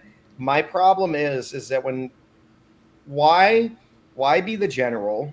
You're the one who created this idea, and now you're the only one who doesn't want to follow through with it. I understand it's the wrong thing to do, is to kill 80,000 people, and I get the whole bluff part. He called our bluff, whatever. Yeah, it was why not tell his team that he is commanding that it's a bluff the entire time? That way, there's not some weird shit there that ends up happening. I mean, it wasn't a huge problem for me because it's still viable. I still enjoyed the film. But I thought that was strange that it was like, I don't know. I thought he was the big bad. You know what I mean? How are you going to get them to sign on, though, and say, oh, by the way, I've got this plan. We're not going to do it. We're going to do it, but we're not going to kill anyone. It's going to be a threat of force. They're not going to sign on. So you're getting these killers. You're getting Fry and Darrow, Tony Todd's character, and the Maniac.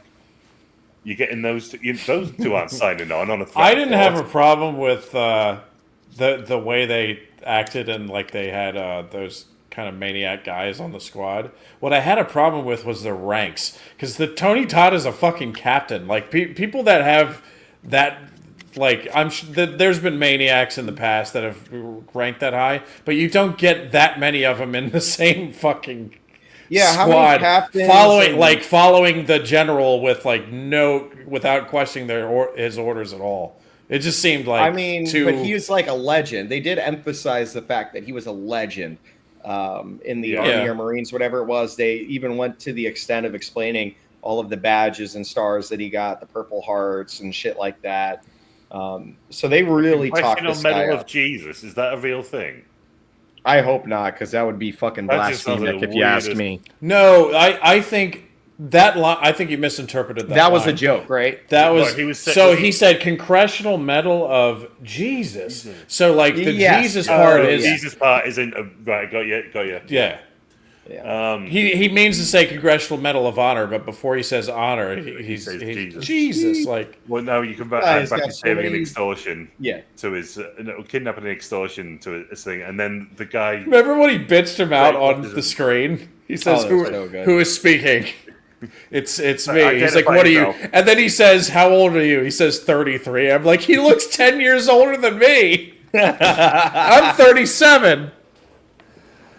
But no, the guy straight across from him, when he says he's a man of honor, and he really is. When they've got that whole shower room scene, which with that great back and forth with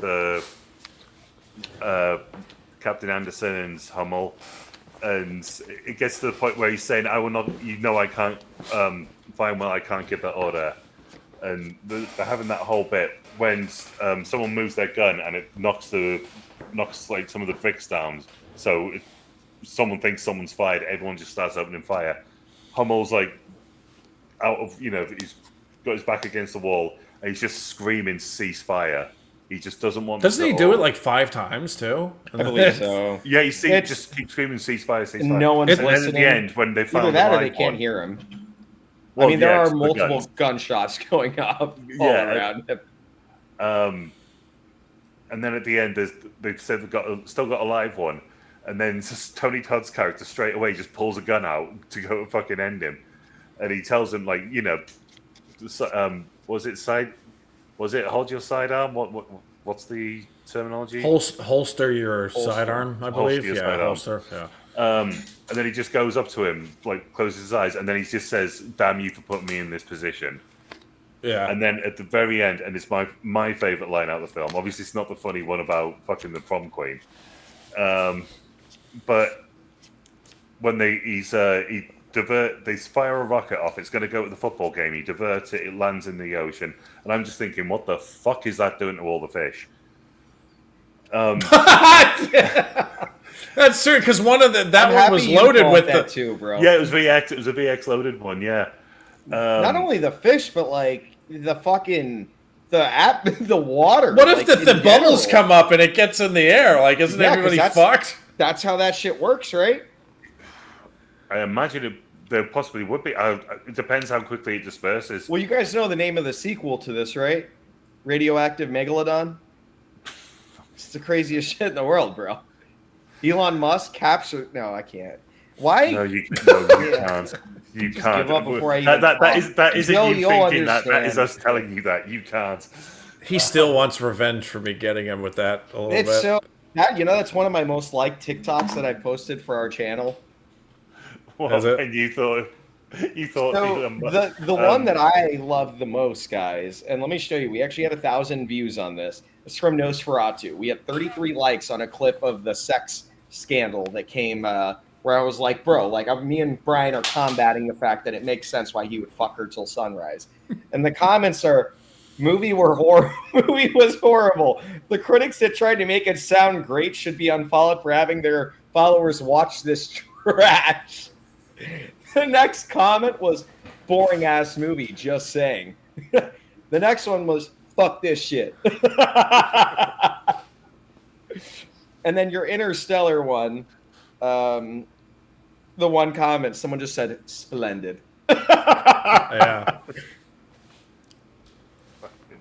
I'll have to check out the TikTok channel you made. I haven't posted since Nosferatu. I've slacked off big I don't time. have TikTok. Either way, the problem is that the views were relatively consistent. I was in the 900, 500s.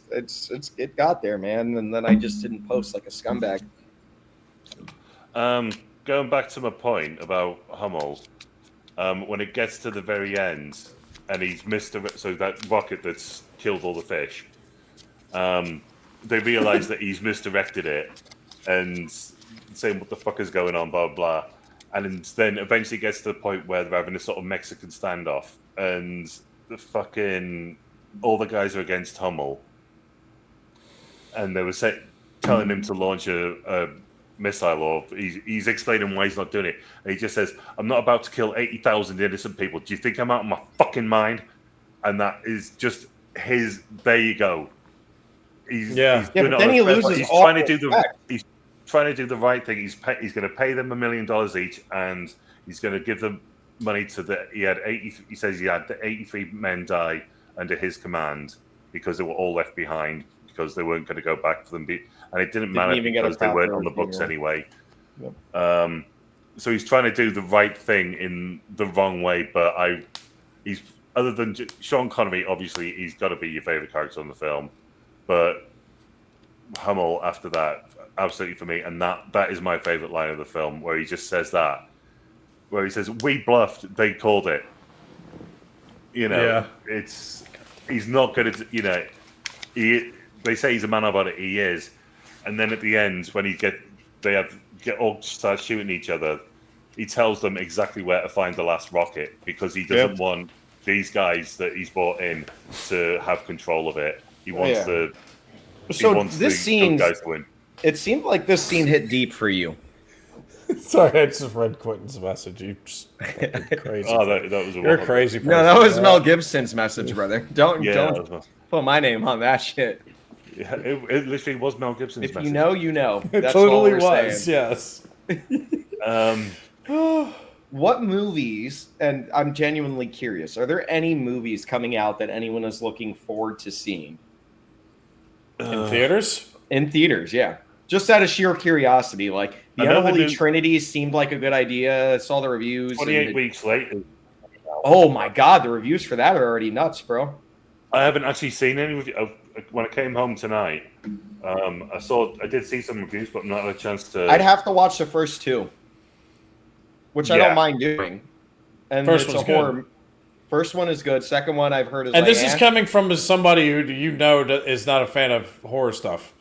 So yeah, I thought it was pretty good. Film. I thought it was It's pretty just- good. Well, it's got Brendan Gleeson. Of course I love you're gonna Brendan like it. Gleeson, man. Dude, Brendan Gleeson is probably top 10 for me. So this is Top what 10. we're Cillian sitting at Murphy. right now on the tomato. So take everything with a grain of salt there. 92. 92%. Yeah. Awesome sauce. Cillian Murphy, though, if I'm not mistaken, is actually not in this. It I was don't think told he that he is. was going to be a part of the film in a pretty big way, whether it be producing, directing, whatever, and then he just kind of disappeared from the name of the film. So I don't know, but if it ends up actually being worth a watch, I'd be down to watch at least the first one. Yeah, the thing is, the first one you like. The second one is still good, but it's just not as good. Yeah. So this one, yeah, I'll be. So let me ask you this, because every time I hear about these movies, and I've never seen them, I hear that it's different from every other zombie movie. Like most zombie movies, like you have Shaun of the Dead, Day of the Dead, you got the classics, whatever. They don't. What makes this zombie movie actually different? At the end of the day, is this still just a zombie movie with a group of people trying to survive the zombie apocalypse? You get turned into a zombie. You don't get eat. It's not necessarily you get eat. I mean, some people do get eaten from. I'm trying to remember from watching it, but I'm trying to remember because I keep conflating. No, it's okay. If it's been a while, it doggy. might just be a good one to watch in our own time. That I was keep a review conflating it with dog necessarily. soldiers. But no, you become zombie, so you get infected. So if you're So are you if haven't infected been no matter infected what? So there's half of England, all of England's covered in infected people, but there's obviously still people who aren't. Oh, is this an And English this movie? is you can get infected. Takes place in England, yeah. Yeah. Oh, okay. Oh yeah, the opening shot. There's that famous shot. I can't remember. I think it's Magnolia. Vanilla Sky, where Tom Cruise is in Times Square all on his own. So it's a famous film shot where he's just stood there. There's absolutely nobody else around on Times Square. Is it a real shot of no one in Times yeah. Square and just wow? Yes. So they got that sort. They did the same thing on this.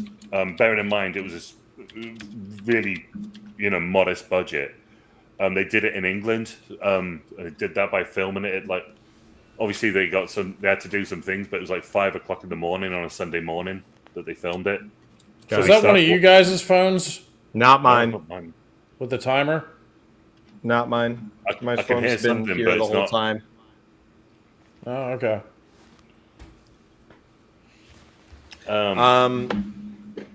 But yeah, so there's that. I want to see. Are we gonna wanna go watch see it, but- Superman just to review it and shit on it? Is The that happening, originals, Brian? the No, the new 1975 one, the James Superman? Gunn one that's coming out. Oh, James the Gunn new one's one. coming out. That's Yeah, been yeah. like You less got- than a month, bro. I feel like we just kind of need to do it. I'll buy the tickets if that helps, so we can go indulge in the pain. I mean, I think it's going to be. I could be wrong. I hope I'm wrong, honestly, because I want to go out and see a good movie, but I feel like it's going to be shit. I believe Quentin, you were very optimistic about it in the beginning. I feel like you've changed your tone a little bit now, though. Yeah, so here's my thing: is James Gunn. The more trailers and the more sneak peeks that come out, there's this new trailer that just popped out where it's a slow-mo shot. Crypto hits someone up in the air. Superman flies up into the air and punches the guy, knocking his teeth out in slow motion, Oh, and yeah. it just When it looks looks James like it's- Gunn cheesy. Like It it looks like doesn't. he had a mouthful of something and it was flying out of his mouth like coffee or something. Yeah. Really, really weird. But I really, here's my thing. I've never seen a Superman movie in theaters. So to see this and to be able to shit on it, I'm okay with that. So Brian, would you be willing to go? Yeah, I'll do it. I'll do it as long as Craig's game to do it. Yeah. We don't even, we don't even have to review it. But Oh no! If Yeah, I we're guess going to that would do be that, No, we got to Yeah, review it. yeah. We got That to would review be the it for only- sure. okay, so how does 7 p.m. on the 10th sound of July? 10th of July. 10th of July. I don't. What day is that? It's, Thursday. Yeah, Thursday night. Well, we're not recording that. No, we can't record that night. Then it's got to be a different night. Oh, you want to record it the night of? No, I'm saying because we record on Thursdays. So Oh, I see. Yeah. Yeah. Sorry. Spoilers. We can do Friday. that's what we do. I want to book it now. That way you can't back out of this. You want to do Friday at 7 p.m.? How about like the day before, like a Wednesday? So that's Thursday. It always comes out on Thursday, and then the actual release day is the Friday, if that makes sense. So it's not out on Wednesday. So you want to see it the day it comes out? We don't have to, but I think it would make for a better movie theater experience, if that makes sense. With all the people who want to go. We don't have to do that. We could just wait and see. I can hold off on booking the tickets. Okay, yeah, let's wait. Don't book them right now. I think I'm just gonna book them later tonight. Yeah, but dude, you got to clear. You got to. I know. Check with me because I'm teasing. There might be like I got shit I got to do. So there's. I understand. Honestly, the better way to do it is like the week of being like, "Hey, are you free this Thursday?" You got a babysitter the whole. Yeah, show. but like, well, I do like planning ahead, but like, I just gotta. I don't know. Like right now, we gotta take a trip to the Keys for a couple days, and Fair. I gotta focus on that. And then after that, like, I don't know what's on our schedule for July. 100%. So anyway, No. I have written down 5 movies though. Ooh. But I want. So are you giving 5 options? Yeah, but I'm not going to tell you the titles of the movie. I'm just going to give you some like genre options here, so we can go. Horror. Gangster, Okay. historical, science fiction. Yeah. I did throw a superhero one in there, and Wonder if that's Superman. 1980s. I'm good on the 1980s just because of Tim Burton. I'm good on that for a second. Tim Burton really. You don't. It wasn't even the 80s, but that Tim Burton Batman really made me want to fucking shoot myself in the face. I like proper 80s shit. I quite like that. Give me an 80s movie that I've enjoyed. We haven't really done that many. We haven't done that many 80s movies. That's probably why I've thrown it in here. 2 or 3. Really? Let me look at the list here. Hold on, I'll pull it up. We've done Batman, which was 1982. No, that was 1989. Oh, 99, the original Batman? 89. The thing is, I'm talking about 80s aesthetic, like general. Obviously that's like a different universe. Gotham City. I will tell you right now, I'm leaning more towards science fiction, and I hope it's Alien. If it's not, cool. But I am a huge science fiction kind of guy, and I think I know what Brian's pick would be for that. When was Tetris Tetris playlist. would have been the 70s, right? No, Tetris was. Well, that took place in the 1980s, but I'm talking about a film that was was in the 1980s. Dr. No was what? How Dr. No was 62, yes. Right? Yeah. I love it. Quentin's that young. He can't tell if yeah. Oh yeah, I'm cooked, bro. It was like, is that the 80s? I'm looking through. So a lot of movies. We've actually done quite a few in the 2000, ever since the year 2000. But we went on a little movie. I still haven't hit a night. Oh, Ghostbusters 1984. Yeah. And then Batman 1989. Those are the only 2 ones. Our 3rd video ever. Mel Gibson is jacked in Gladiator 2. That was the famous one where Craig lost his mind. Yeah. You can't fucking say that. I still to this day can't believe you came out with it. At least we got a good video. That should have let you know, like, the tone of where we're going with this podcast. Oh, yeah. Happy 6 months, gentlemen. Happy 6 months. It's been 6 months. It's been fun. Holy shit, yeah. We've still had more. Go ahead. So we had. I'll hit 80. I'll tell you what. I'll hit 80s. He's hitting sci-fi. You take the pick. Tell you what, you can make it interesting, Brian. Pull up Spin the Wheel on your browser and then screen share it.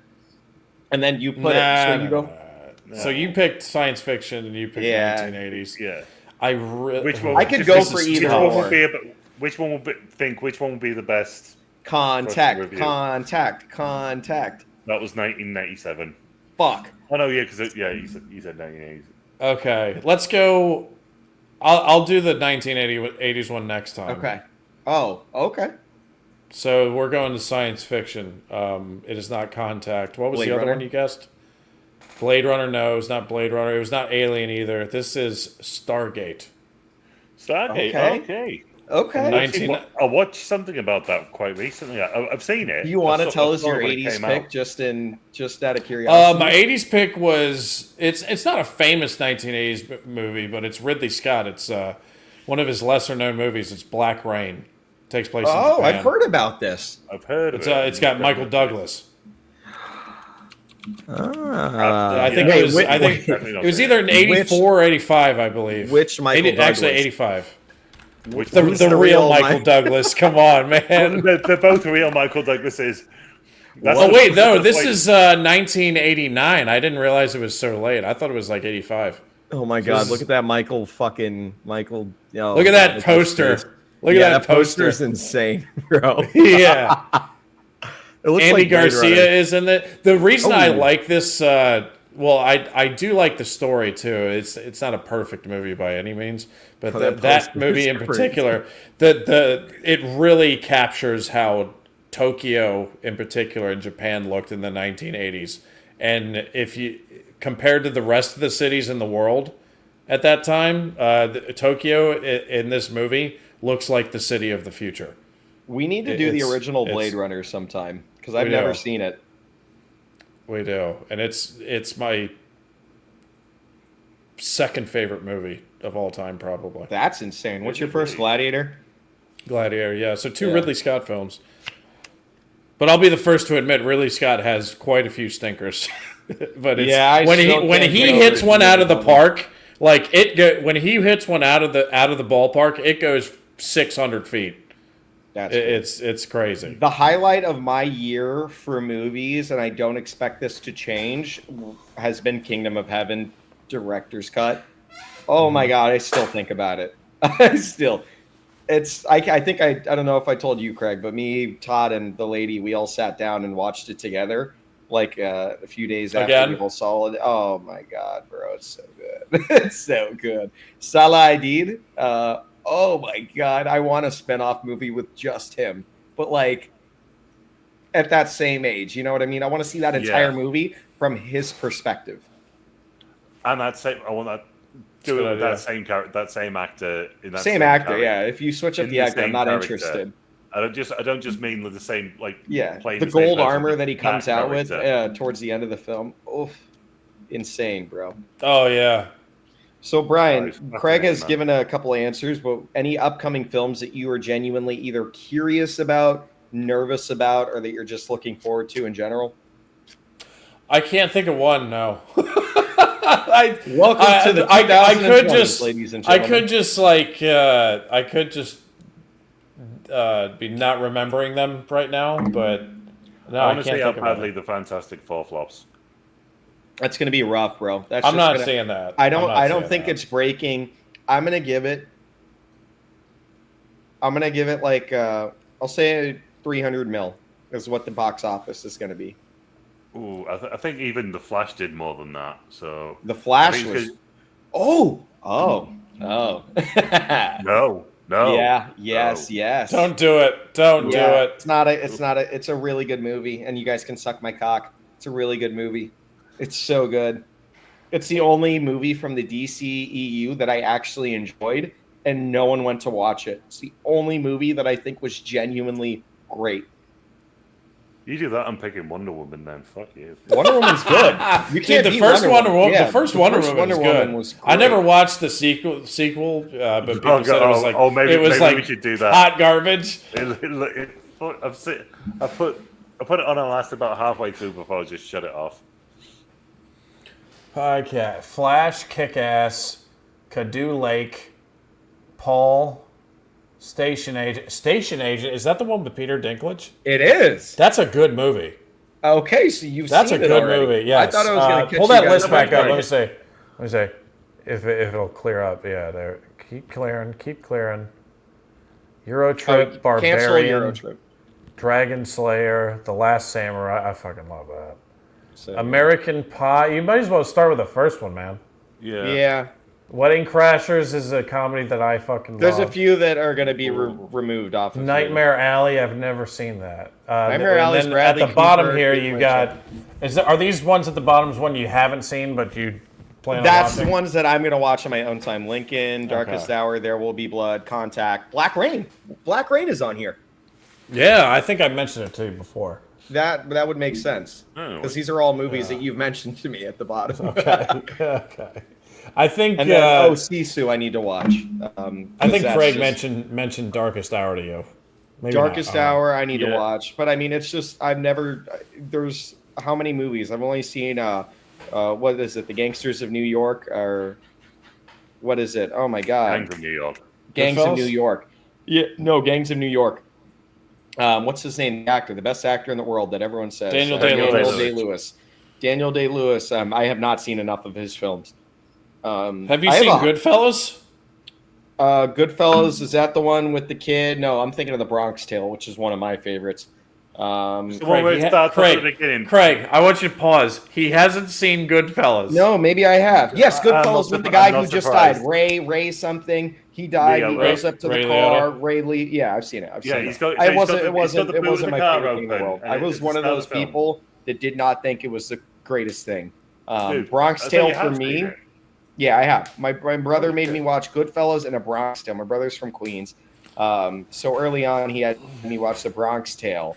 And that movie to me was something so beyond special. Because I felt like that, like knowing nothing about New York growing up, I felt like A Bronx Tale was like what a kid's life was in New York. You know what I mean? Like the kid, he gets just welcomed in by the local mobster, and he starts giving him cash. And I thought that was the way.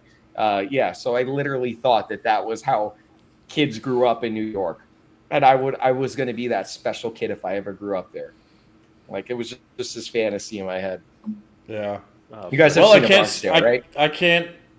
I've only seen it once actually. It was like what you said about Goodfellas was how I felt about A Bronx Tale. Interesting. But I don't know. It's been like 20 years since I've seen it, so I might like it. And I feel like that's a movie where the older you get, and the more mature you get, the more you appreciate a film like that. So I don't know. Yeah, Robert De Niro. But Stargate Before he got is crazy. my pick for our next review. Stargate's And, going to be good. I can't. I've never seen I it. can't wait. I'm pretty sure I know how Craig feels about it, but I can't wait to see how. Been a hot minute. Are there I any know. cast members that I would recognize? Kurt from Russell. Stargate? David Spade. Yeah, Kurt Russell, of course. Yeah. Okay, Kurt- Kurt Russell, Tombstone. Not David Spade. No, is it David Spade? James Spader. James Spader. Thank you. Yes. So I he still was- want he to was- see. Oh no, that's a Very show. underrated actor, by the way. Oh, the James black Spader. dude. What's his name? The guy with the Black huge dude. face. There's a few of them. There's a No. couple of them. Jimo Hansu or whatever his name is. I always forget. The French Yes. guy. Yeah. Wait, why is his face so huge in this movie? That's him, I believe this was his first ever bro. movie. He looks like Fabio in this fucking movie, and then his face just slims out like crazy. No, he looks like what's his name, Morpheus, in this fucking picture I'm looking at. His Lawrence face is Fishburne. huge. He's slimmed down like crazy. There's a really good movie Could that be. I actually want to see with this actor, where Leonardo DiCaprio. There's like Blood Diamond. Blood Diamond. I've never seen it, and I always see clips of it, and I'm like, this seems like it's going to be great. Yeah, it's got Leo in, man. It's good. I haven't seen the Scorsese movie that Leo was in, the Darkest of the Moon or whatever. What's Oh, that it's movie? on Apple TV. But I just can't bring myself to watch it. Scorsese is weird with me. Scorsese. I feel like it's hit or miss always. That's a very. I feel like that's That's a a hot very take. minority opinion. I felt that way about his. What's that fucking movie? It's got Irishman. Leo in it, but also Mark Ruffalo and Michelle Williams at the I would- island. don't, What 'cause movie I on would the ju- island? No, it's What is? called. No, are you talking about It's not the the other- fucking scary movie? It's supposed to be scary, but don't Shutter Shutter Island. Shutter Island, yeah.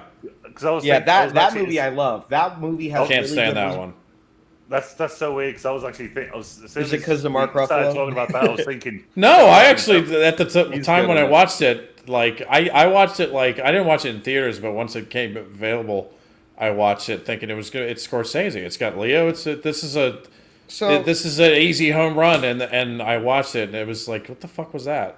The I only really movies liked that it. I've liked from Scorsese has been Silence, Wolf on Wall Street, just looking at what I'm looking at right here, Shutter Island, Aviator. Most of these are all Leo. But like a lot of these, man, just might have been before my time, truth be told. Because, yeah, I got like 4 movies out of his ridiculous amount of movies. Raising Bull, Never Taxi seen it. Driver, Never seen Taxi Driver. dude. Well, that's why I have you guys. This is a good thing in the making, bro. You could probably name some more Right, obscure ones that are of Scorsese's that are good too. What's that one where it's actually more Silence recent? is the one that I love. Silence, yes, That's that's the one I very just good. said. I was just gonna say Silence one with is Garfield. phenomenal. Andrew Liam Neeson, Garfield. Andrew Garfield. That movie to me, it just many people Joe, Joe and our newcomer that I forget your name. Sorry, I'll never do it again.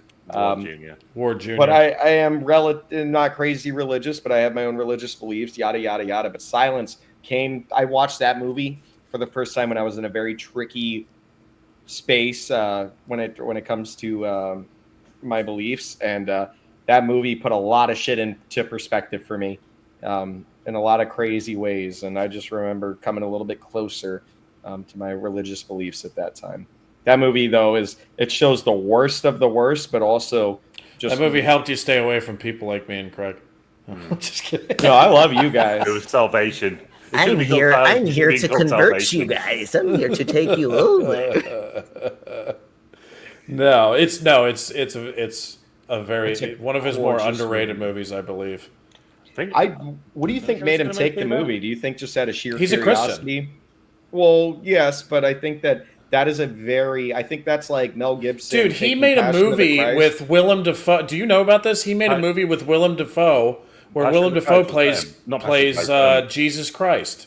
Yeah, this a Last joke? Temptation of Christ. The Last Temptation of Christ. I am not fucking joking about Why? this. Okay, here's my question. Why does the media block these movies? When Passion of the Christ came out, like Mel Gibson was blacklisted. And it's like, oh, no one go see this, no one go see that. Like, bro, like there's anyway. I'm not gonna Because get in- Hollywood hates religion. because it makes him look like shit. I wonder why. It's fucking evil shit.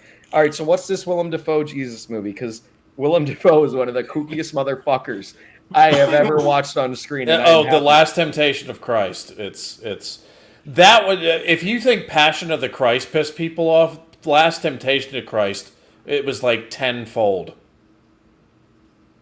The reviews are It was- fantastic. I'd say it was much less famous, but the ire that it brought out of religious people was much worse.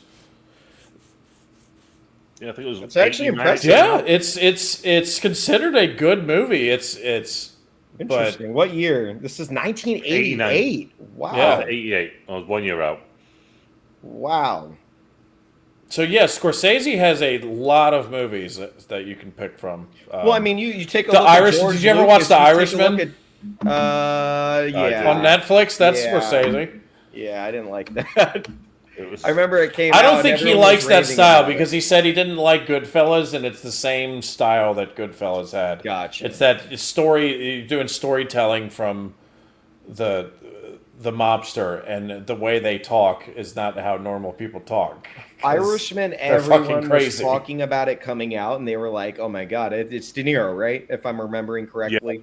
Yeah, and So Al you have Pacino De Niro, and Al Joe Pesci. Pacino. So all these big names, mobster movie. Everyone was like, "Oh my god, it's going to be the greatest thing ever." I remember I threw on like 10 minutes of it. It was on Netflix or something like that, and I just remember turning it on. I was like, "The fuck am I watching, bro? This isn't it." Did you watch Because it?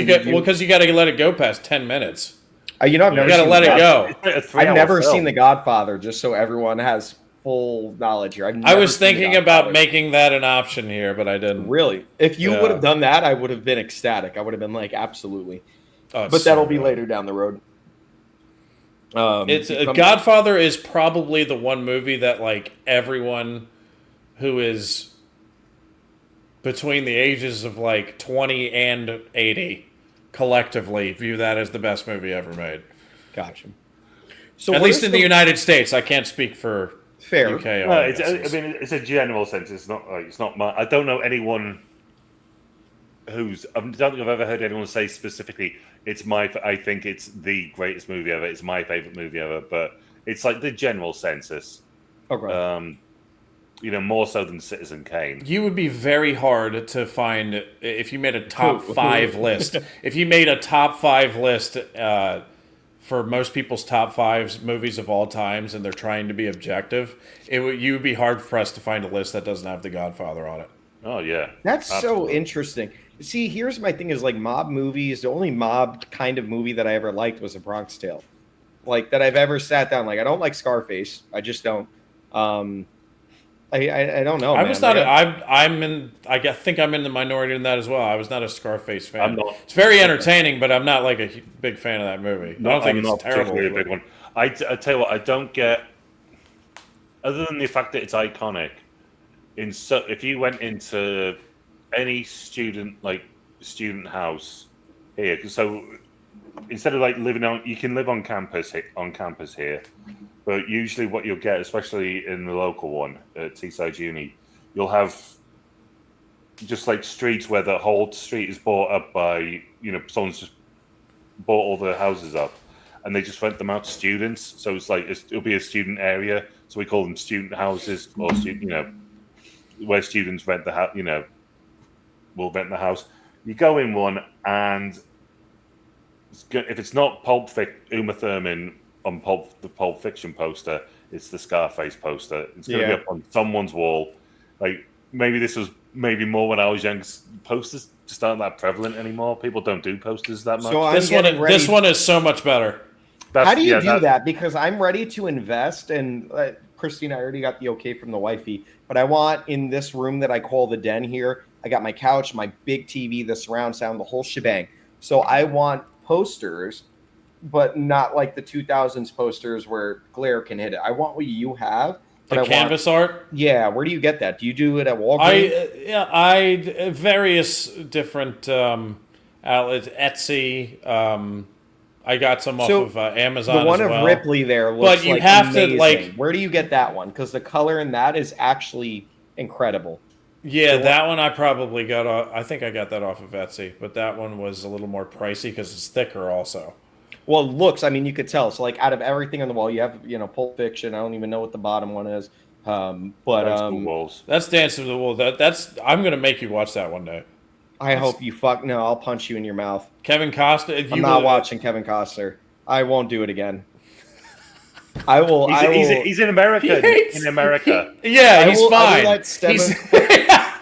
No, he's not. He's not trying to be an Englishman, okay? Okay, stop. It's not... Here's my problem. If he wasn't ever trying to be an Englishman and performing so terribly at it, I wouldn't have a problem. I don't know half a thing about the English people. I'm learning through Craig slowly as time goes on. But all I know is that Robin Hood was the fucking the shittiest shit I've ever fucking shit on in my entire shitting life. It was so fucking trash. I can't get over it.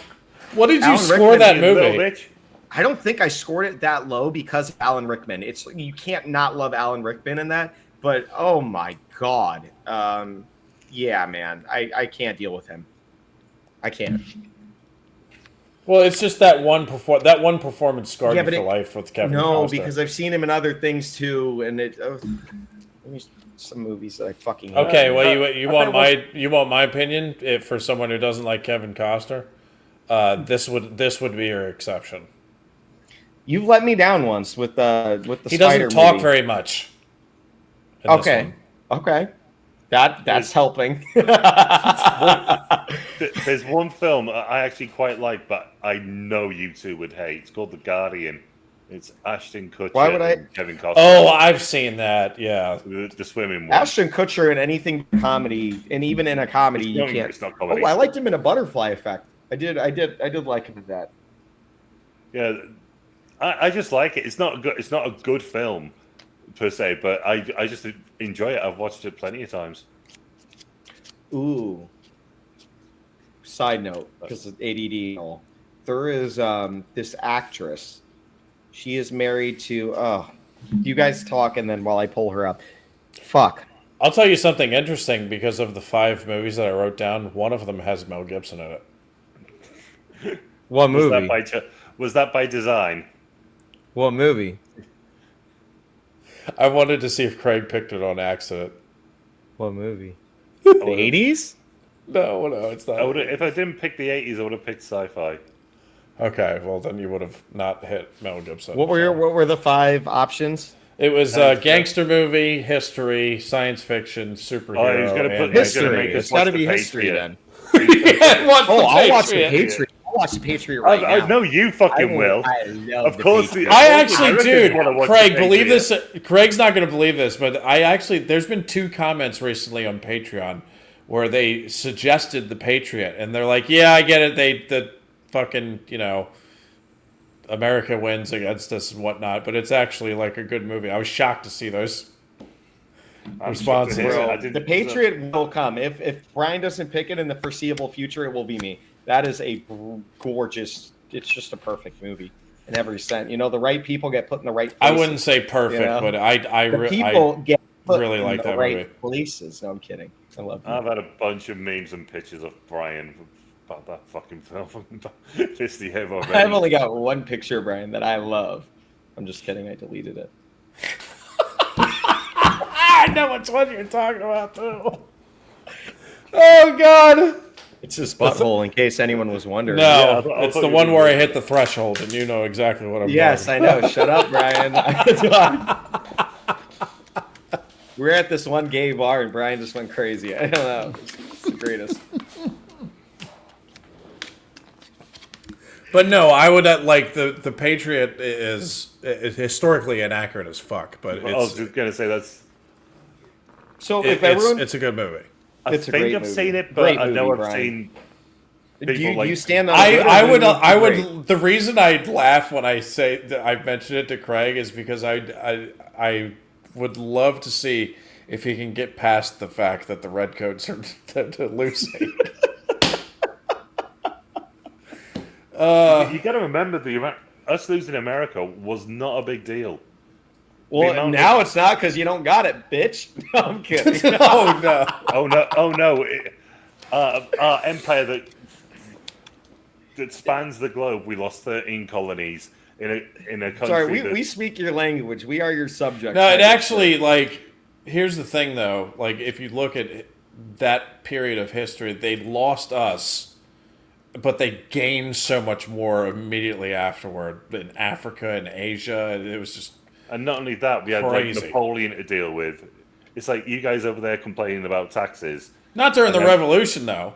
No, but Napoleon. Napoleon came like like 30 30 years. years later. Yeah, but there was also all the shit we had with the Spanish still going on. I But it believe. became, but that's the thing that most Americans don't know You know is what that still for us it blows- was a revolution. For the Brits, it was a world Tuesday. war. Yeah, that makes sense. They're fighting so many Craig other said people. It was Tuesday. It was Tuesday, yeah. Oh, you guys I mean- leaving? Yeah, it was a So- Tuesday. The thing that still baffles me is my entire life, and this is due to the American textbooks that I grew up with. But Napoleon was not short. I No. literally grew up reading out of textbooks that Napoleon was a very short person.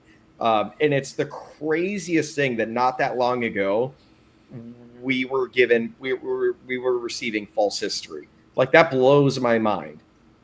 It's We're still receiving false history right now. Well, of course we are, but at least now we have certain outlets. But the that- Napoleon thing is very interesting because, like, up until like probably 10 years ago, he was a short guy. No, I didn't even know that it came out. I don't know when it came out. I just talking to you guys. little one bit night. of should I say English internet English propaganda or English. British? It was absolutely English propaganda. English, yeah. I would say English. So going into history a little bit. I think he was ever taller since- than Nelson. I think. Was it Nelson? Was he? Yeah, I think Nelson was like 5'4". Who's Nelson? He's the guy with the column in London. That helps so much, Craig. Thank you. It's just, Uncultured swine, I am, sir. So ever since I learned it the was- fact about Hitler doing a shit ton naval of math- admiral, right? Admiral. let's go with that. Yeah, why Okay. not?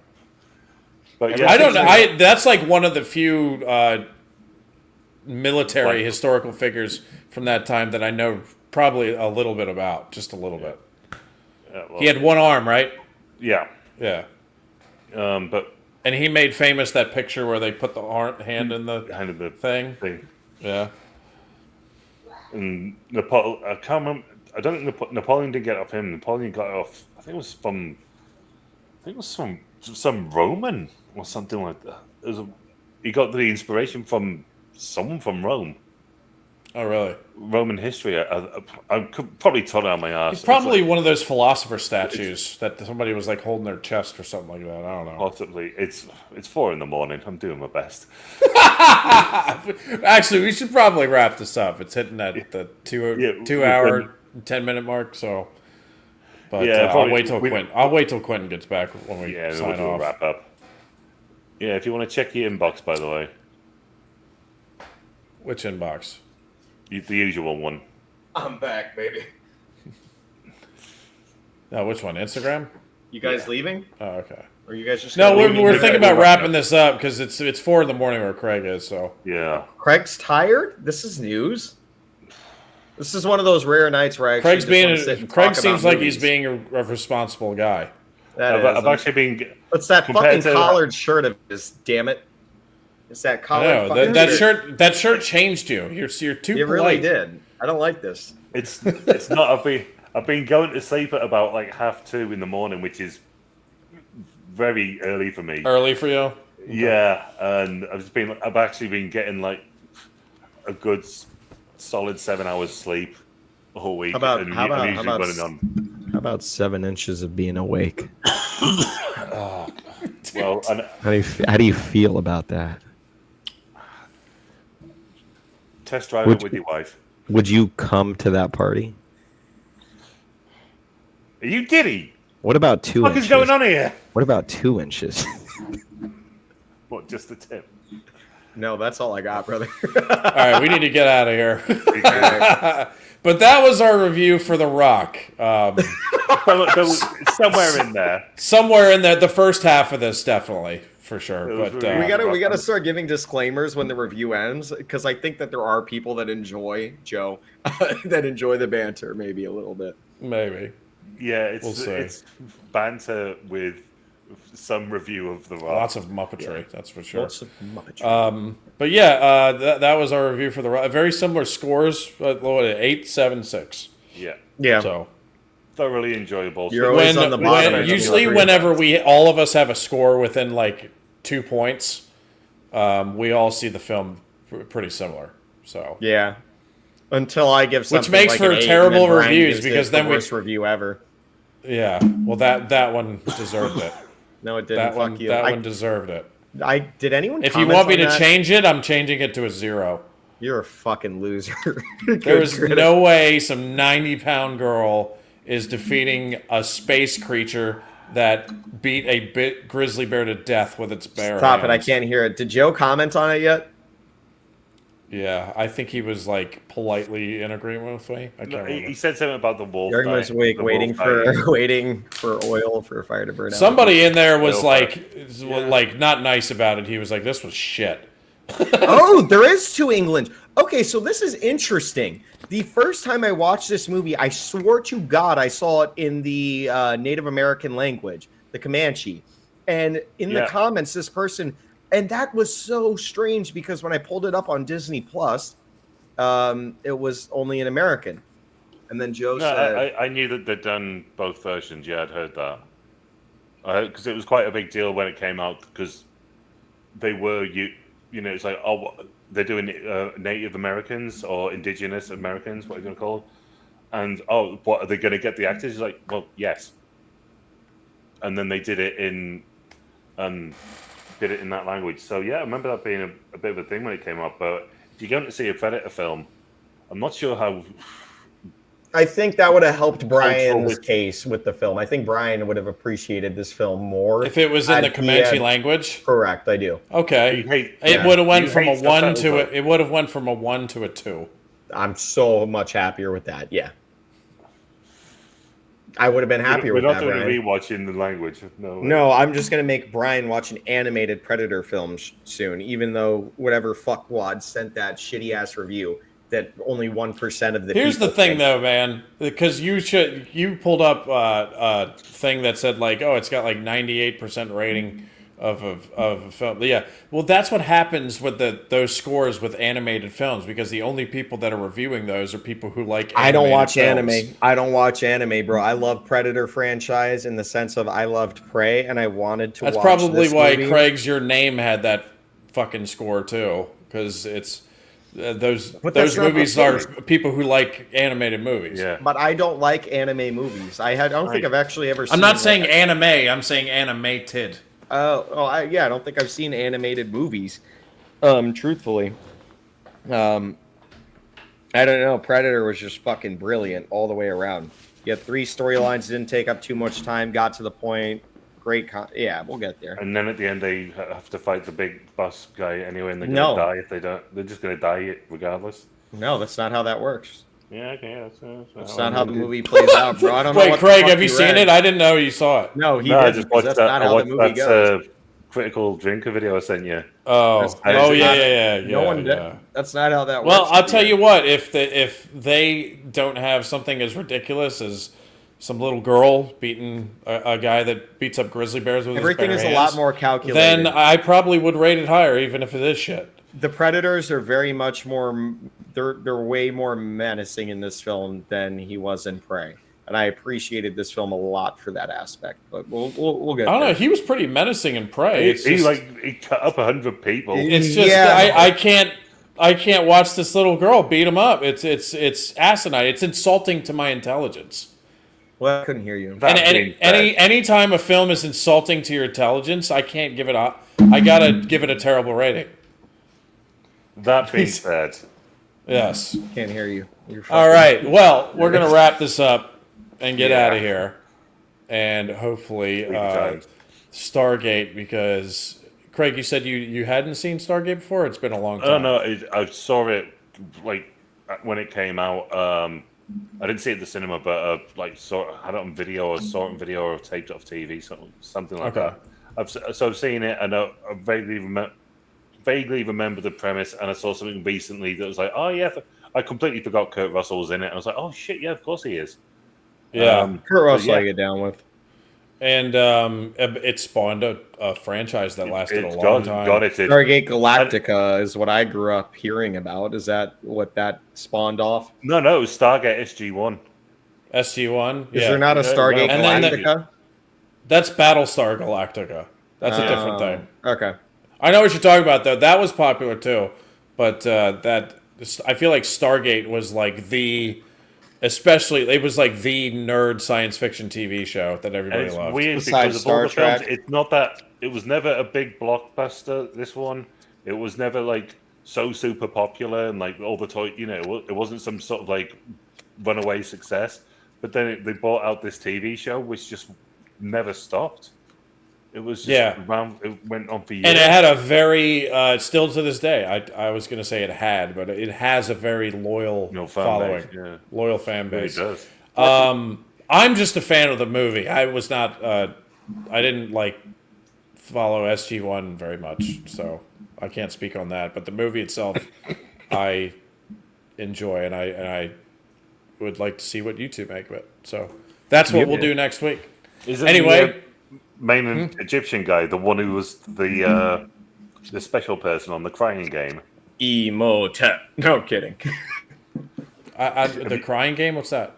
I'll tell you off camera. We'll Okay. discuss it off camera. Right. All right, so we're getting out of here, and we will see. We will see you guys. I'm cutting Craig off before he says something wrong. Sounds creepy. Yeah. Sounds like he's about to say something wrong. I'm self-censoring. Right. Don't worry. We're wrapping this up. All right, we'll see you guys next time. Peace out. Later.